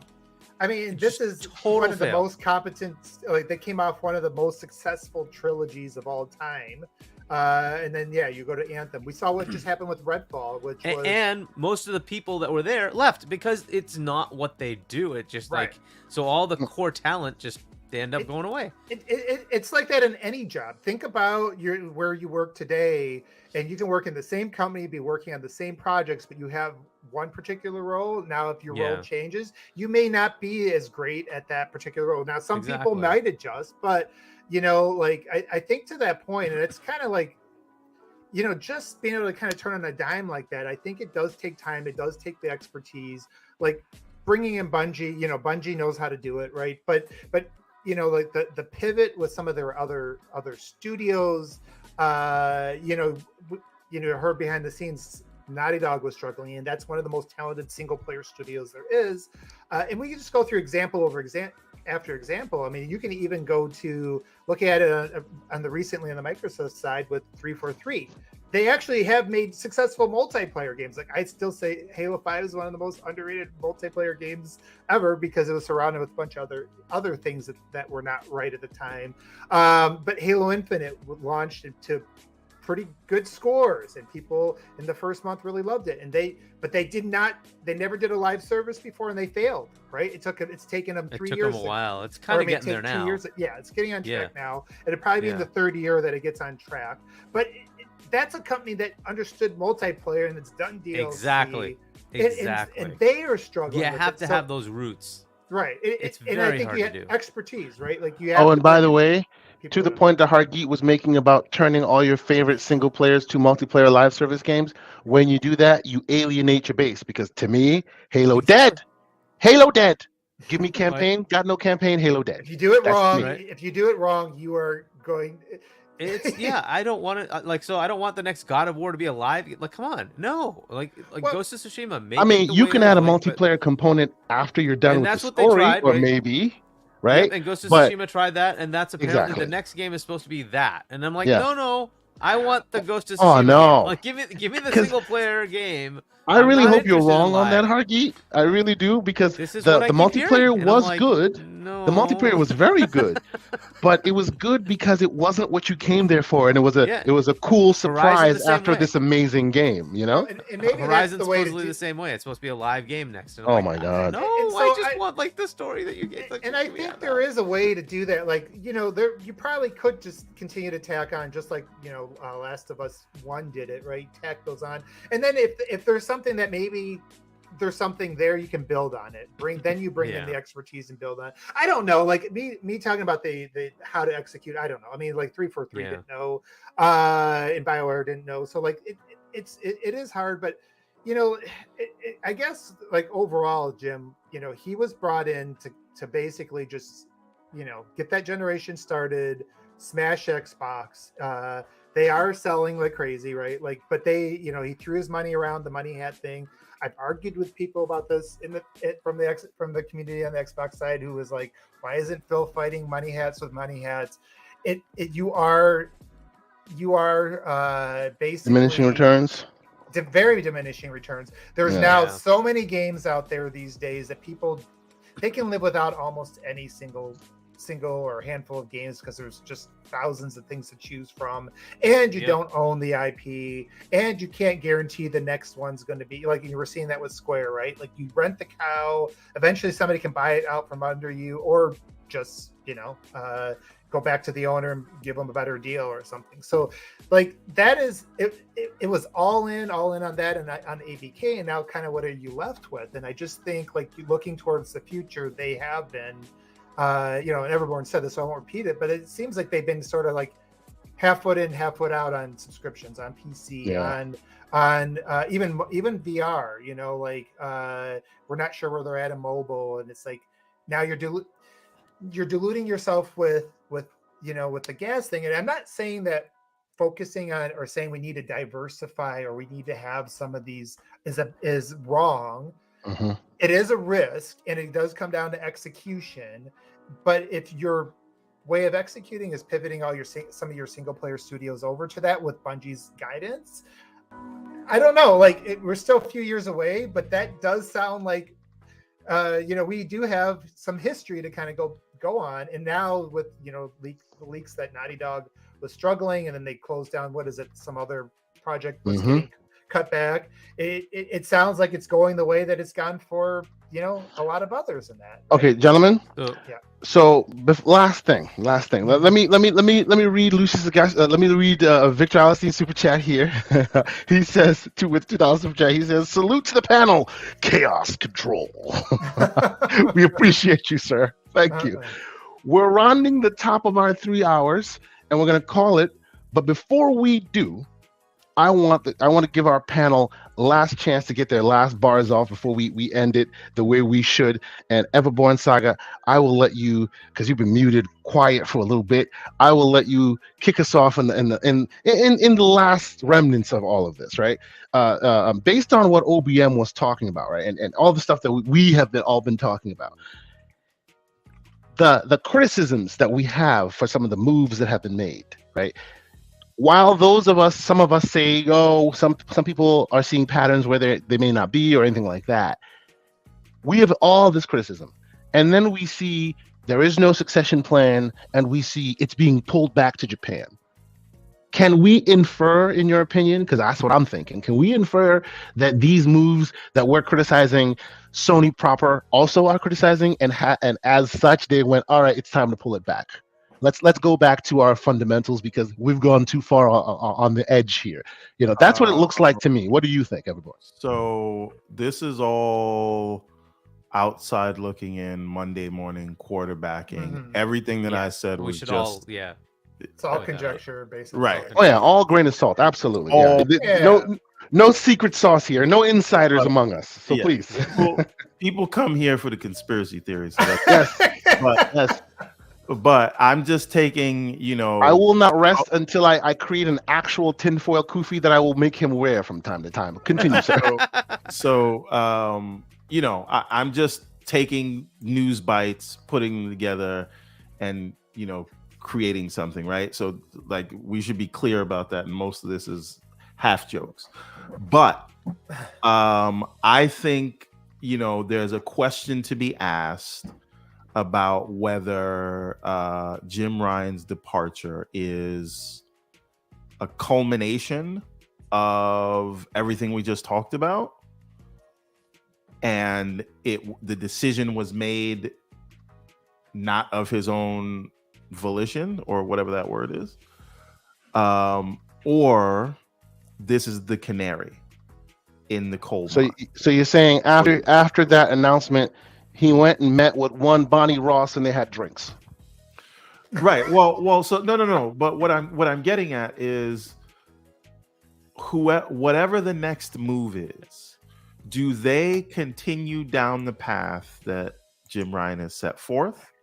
This is it. Do we get the showcase of dreams, and it was just, it just wasn't ready yet, so they show it when it was ready? Because that would tell me that, Jim was just like, it's my time to go, that I don't like traveling, and that story's real. But if we see a change in direction, if we see a pullback on the budget allocation for service games, if we see those new studios purchased being either folded into other studios, or they become support studios and their games are no longer the focus, and we're back to the single player thing.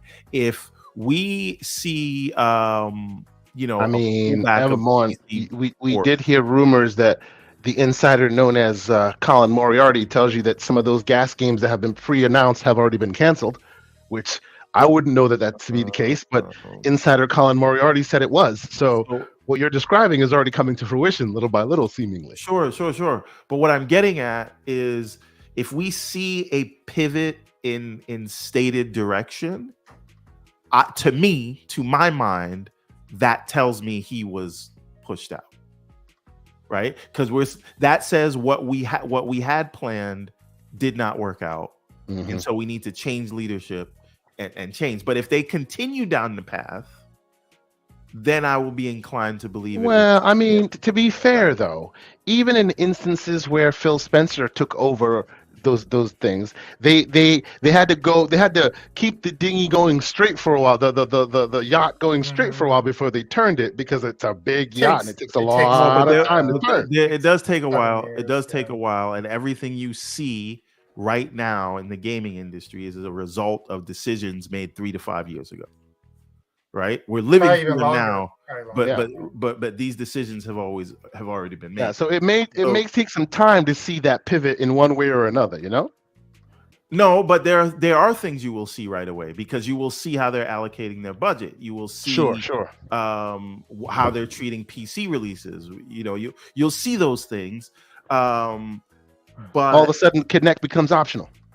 Right, and that's the thing. You did see changes in real time when Phil took over, right? Like they made some hard decisions, shut down studios, like the movie studio he shut down, separating the Kinect, doing those things. So,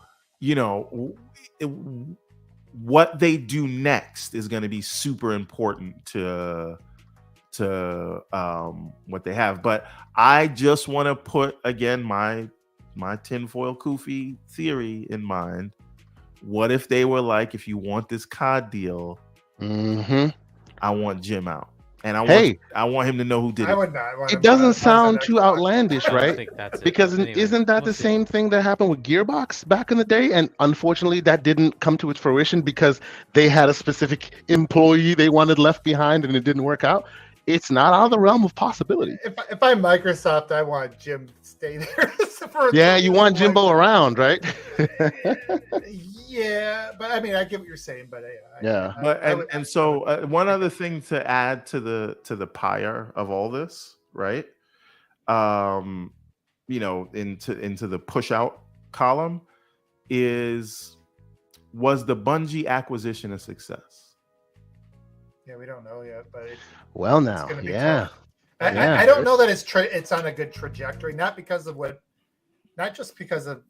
don't know how Marathon's going to do right now. If they were brought in and part of the thought process and the reason why they were worth overpaying, you know, it was considered an overpay at the time, was to retain that talent so that they could help these other studios make that transition. If they're not helping those other studios, if they're not raising the tide for everybody else when it comes to gas, then I would say you probably didn't get your investment, even if Destiny continues to perform, right? Right. Because I think that you got to think they paid about half the price, they're half the cost of all of ZeniMax. ZeniMax, yeah. I mean, that's, you know, that was a big price tag for a company, right? But even then, so we're talking about a company that has traditionally been conservative in terms of acquisition spend. For sure. And they spend $3.5 billion, $3.6 billion for Bungie. I know it's over the course of some time because some of that is for talent retention. Yeah. Now, what would be hilarious is when that period is up and that thing's paid out, the thing that he said Microsoft would have to deal with for ABK is if you had a lot of Bungie talent leave. Him with a management problem. But anyway, but it won't be him. Right. It'll be somebody else's tenure to deal with that. Yes. What I'm coming to is, does Sony brass, I mean Sony proper, do they say you spent 1/20th of this company's market cap, which is ironically Microsoft spent 1/20th of their market cap on ABK, but on ABK. Which is hilarious when you think about it. So they actually spent the same amount. And for that, we have no exclusives, which is our bread and butter. You don't really control them. And they are now potentially driving a fissure between us and our main studios like Naughty Dog, because they're coming in, new kids on the block, delaying and canceling games that these people put their heart and soul into. All food for thought as to whether he left on his own or he was graciously told to write his documents and post it to Twitter, right? And again, in all of the I don't know what the number of billions of their acquisitions are. This is another super important point, right? So, okay, you bought Bungie. You bought Nixxes. You bought Bungie to help with service games. You bought Nixxes to help port PC games 2 years later or a year later, whatever it is. You bought Fire Sprite, who I don't know if they either make mobile games or they've never made a game yet, right? You have this big partnership with Deviation Games, right? That's the one that's rumored to be canceled, the Deviation. You bought Blue Point, who's just remaking old games. And they might have a new game coming up, but you bought Blue Point. You bought the guys that did Returnal. Great pickup. I'm saying all this to say, in all of these acquisitions, how has Sony, with all these billions they spent, how has any of that positioned them for the future or the changing landscape of video games? Right? I mean, did they pick up? Wait a minute. To be fair, wait a minute. Let me finish the thread. Let me. Like, did they pick up any major mobile IP? They got one small mobile developer who hasn't really made anything yet. They did not.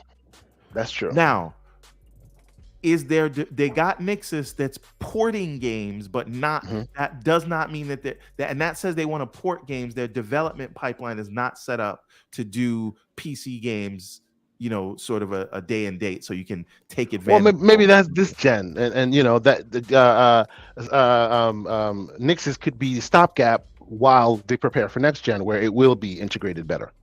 Right? You. It seems like the entire bet of all these acquisitions was for service games. Yes. In a time where the market is not necessarily like we say, where service game market is getting a little saturated. Yes. Right. Yeah. And you're doing that in a time where the games that are seeing the most success are those big open world RPGs.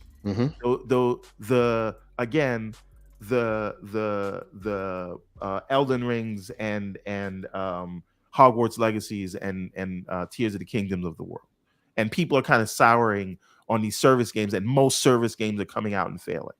Well, the problem with chasing trends is that it does take 5 to 7 years to make a game, and the trends change by the time you so see. And this is why I was like, maybe we keep our current thing, and then like pretend our budgets are from 2017, and hopefully that will spur creatives to do more with less and shorten that window, because they just keep making that window bigger instead of smaller, right? Yeah. Right.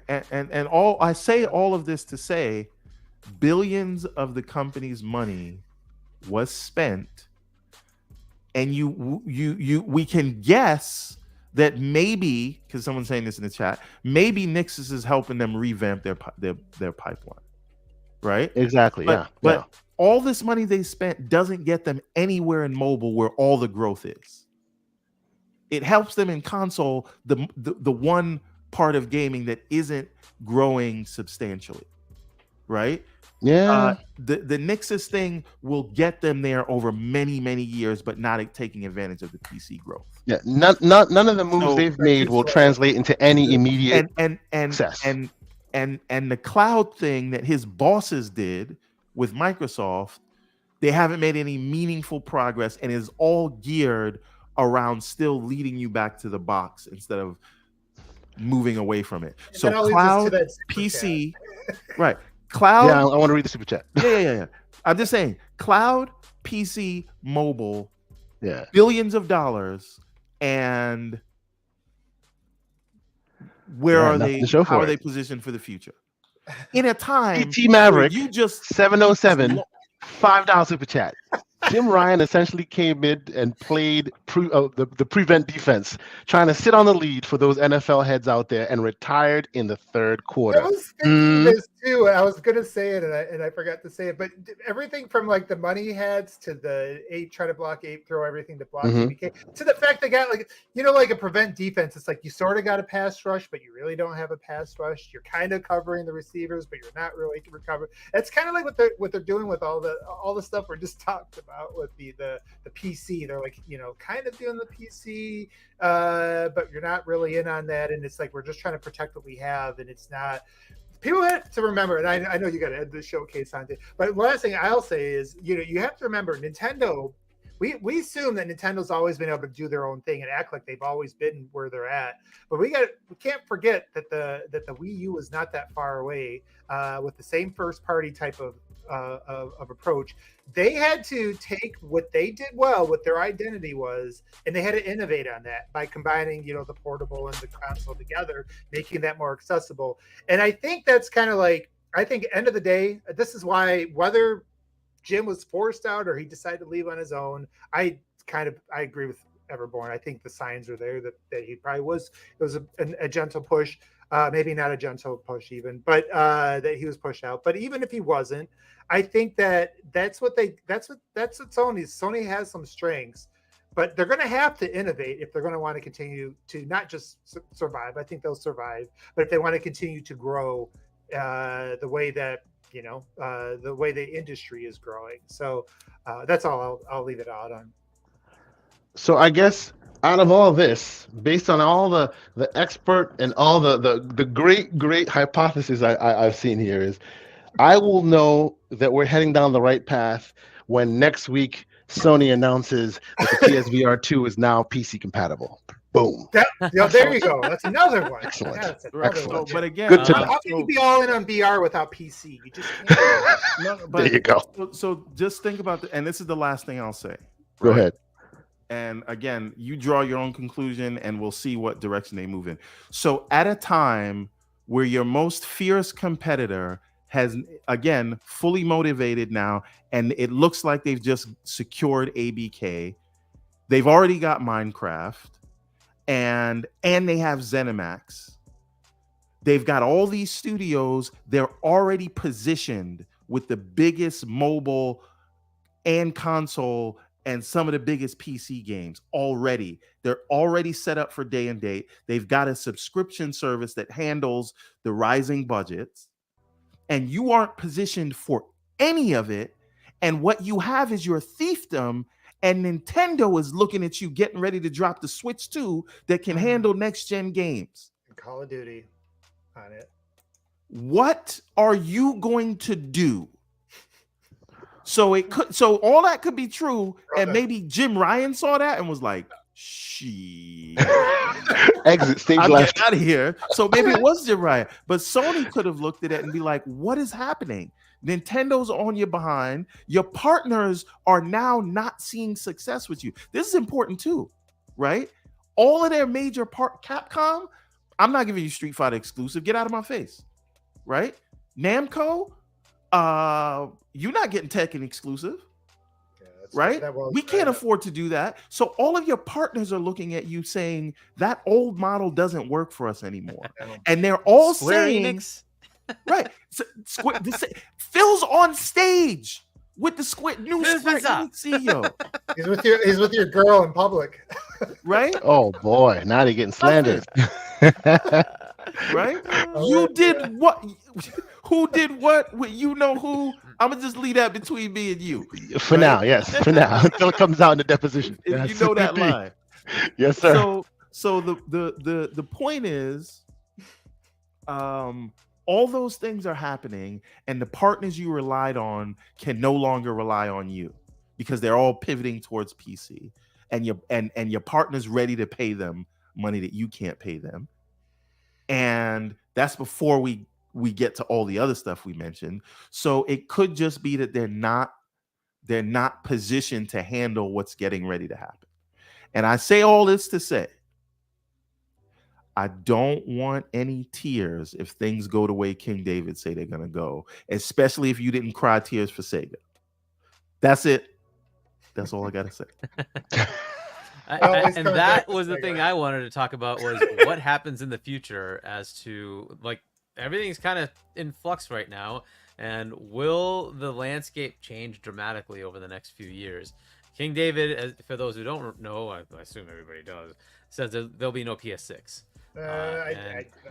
So look, I've thought he's been joking and as he does for a long time, but he is so much closer to being right today than he ever was before this announcement. And more and more interesting question for you. Yes, sir. Will there be a PS5 Pro? Wow. Because if now we know, definitively we know, yeah, Xbox was not looking at doing a Pro. Yep. Right? And they are not looking at doing a Pro. If there's no competitive need to do it, it's not like the games are coming out and they're like substantially lower quality on PlayStation. They're not. Yeah. They're neck and neck. So, well, but I suspect the fear was that it's about to go down, and we want to inoculate ourselves from the eventuality of us losing. It doesn't seem to matter. It doesn't, like, they're selling PS5s more, faster than they can make them, right? So it's not an issue. So the question is, do you waste the billions it'll take to go create a supply chain for this, or do you say, or do you ride it out like the 360 did and still win? Good. Yeah. I get you. Let me throw something else to just a little more chum in the water. Last word, you sir. I know there's been rumors about a PS5 Pro that's gonna be double the power of the not double should the be power. At least double the power, you would think. It's right? not double. Wait a minute. The jump was much higher before. Wait a minute. What I'm getting at is they can't afford to bring the prices down on the current. Yeah, it's a major problem. Yes. What would this cost? That's the first thing. And secondly, this is all a rumor that they're going to do this, and they must be. It hasn't been officially announced yet. We've seen leaks and pictures, but it hasn't been officially announced yet. I will say 600, 700. I think it would have to be higher. But anyway, what I'm getting at though is there were also rumors that there were a second Sony showcase, and there were also rumors that the first Sony showcase was going to blow everybody away. Could it be people are riding on Sony's previous success to say that they must have this Pro thing and it's going to be triple the power? Well, the Pro thing can be true, we have the Pro thing, we actually have actual like documents that you can see. You've seen like what Tom Henderson has shown you, like some of the stuff he has said has literally come into pictures that people have been playing, or videos and stuff. It's there. Now the idea of not ever actually officially announcing it, because to this day it still hasn't been announced, right? We don't know. Like you're describing, like what is the immediate ramifications of this? Is this become a connect as optional situation, aka those things never come to fruition immediately? I don't know. That'd be difficult, because for what we have seen, unless the people were literally showing you a prototype, which it didn't look like it, there's some R&D and some production work that's already gone there. That's a lot of money already invested.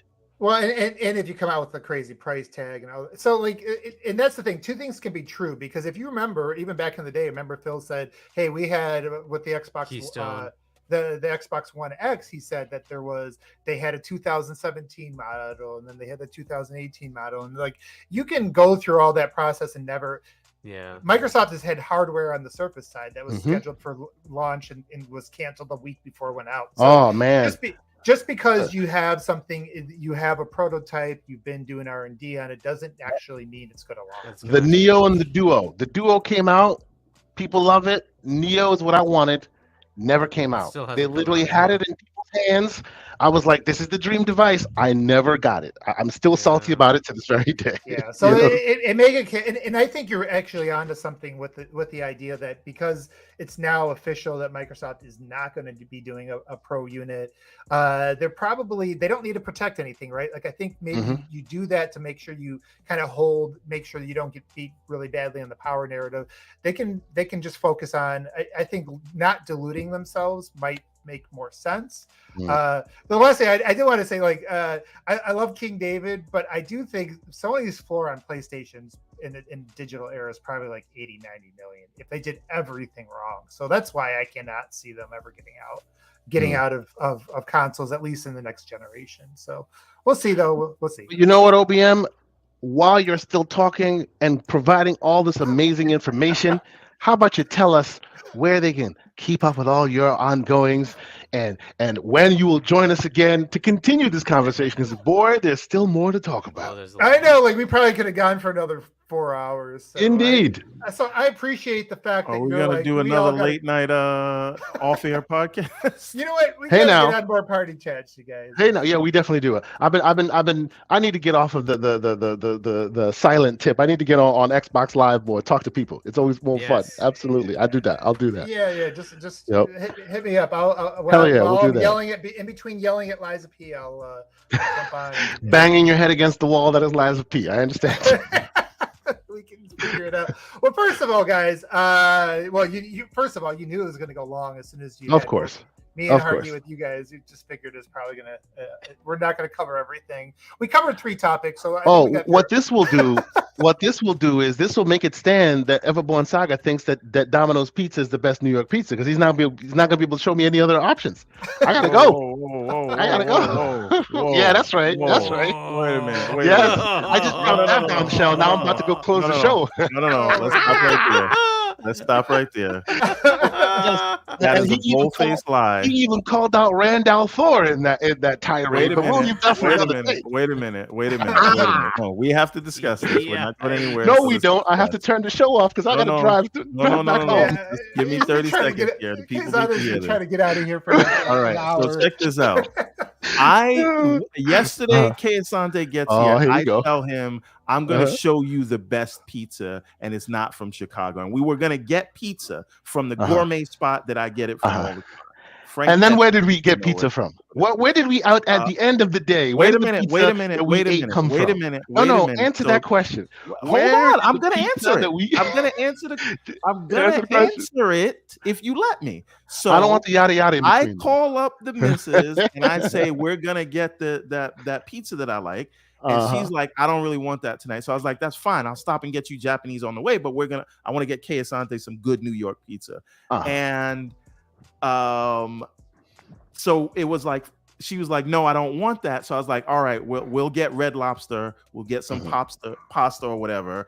And then because we're not getting pizza anymore, I said, I had a taste for pizza. So let me just stop and get some Domino's on the way back. But this is not the pizza that I was talking about. And he's like, oh, are you saying Domino's is the best? No. He just showed me a Domino's box, and I had to pull his card before he had to tell me that. See, infinite number, sir. You, me, and Randall Thor need to have a conversation with Mr. Everboard Saga, because he seems to be erred in his ways. Listen, let me tell you something. You know what? You have the like. Here he goes. Go ahead. And we're not gonna talk about the Tesla charging. Here we go. There we go. I knew it. But anyway, Asante, he was driving this Kia EV that he got from the rental, and he's tweeting about it like, "Oh, this is so amazing!" And then he comes to me with that, like, "Oh, you should see this." Hey, I said Tesla driver should drive this and give me their opinion. And I told him I didn't need to, right? And he was disabused of this notion the first time we went to a charging station, because the non-Tesla EVs have to use that EV Go whatever.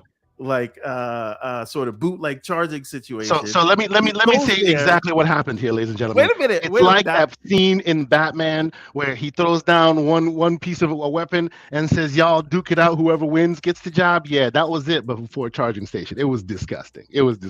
Yes, he almost got into a fight because he was at one of the things, but half of them didn't work, and the one he was at didn't have the right charging port, and then somebody was waiting for one. And all the while, Everborn Saga had his pinky in the air, like, my Apple device wouldn't work this way. Yes, it just works. Just sitting there in the Model Y, just looking at them fight it out. It's like this, and he's just disgusted. Right? He called his wife. He said, "Look at these troglodytes. What are these people doing?" Right? So then I didn't even need to charge the car because I charge at home, but I take him to a sophisticated charger. He goes out of his way to go to a different place just to show me how the upper class lives. Go to the supercharger, put it on the charger, and I just walked into an Apple store. We didn't even go in. Yeah, of course. Just so he can come back. Just to drive that, it just works. Point home. What the other half lives like, right? So, I just promised that I was going to tell that story. See, but anyway, here you go. See, this is why you use a gasoline car. No, it's not. It's not. He said he's in the market for an EV and he's trying to decide. I said, if you're in the market for the EV, the only thing you're deciding is whether you want a Model 3 or a Model Y, unless you're in the S and X budget. But it's the only option for EV, and that's all I'm saying. Now he's trying to say that I'm taking the Elon bucks. Right? Even his wife asked where the Elon checks were coming from. His wife asked that question. But okay, we shall move on. Am I wrong, sir? Did your wife not ask that question? Your wife asked that question. If Pixel is still in the chat, you know what it's like watching other people try whatever that BS charging situation is. With boy. Yes. And here's the thing. I'm not being a snob either. I sound like I'm being a snob. Oh, yes, these other EVs are all more expensive than my Teslas. Everyone. True. The Kia is $50K, which is insane. $50,000 car for that. The Kia is $50K. Insanity. You know, I was excited by the fact that they, as a company, were able to achieve what seemingly they have achieved. But I'm excited about a rose growing from concrete. I'm not excited about buying one. Every one of those garbage EVs that were at that garbage charging station. Oh, here he goes. Was more expensive than my Tesla. So I'm not. Well, you enjoy your Tesla, sir, and you and Elon can talk about how X is the greatest name ever. Congratulations. While you're at it, why don't you tell the people where else they can keep up with your slander and all your highbrow EV takes, sir? The answer to all those questions is Everborn Saga. Check out Everborn Saga on Twitter or X or Meta or Facebook or Elon's baby, as Everborn likes to call it. But most importantly, go check out everbornsaga.com where you get these comics that we produce. And don't let Keisante tell you anything about the pizza. He has not had proper New York. Oh, sure, of course, yes, because he gave me Domino's. It is what it is. I gave you Red Lobster. The Domino's was for me because Hargeet, sir, you would never slander a New York pizza like that. You would never go so far as to hand me Domino's and try to tell me that is representative. That's of New not York. what I told you. You are a man. You are a man of respect and reproach. So why don't you tell the fine folks where they can keep up with your good takes, sir? Well, yeah. So my gamer tag is HJohnny on Xbox. It's also Discord HJohnny. I'll tell you a small pizza story. I traveled the world for my work, and we were in Shanghai, and they wanted to get. Hargeet is a hitman, by the way. Yeah. This is a hitman, right? They wanted to get something fancy. They wanted to get Pizza Hut. Oh my God!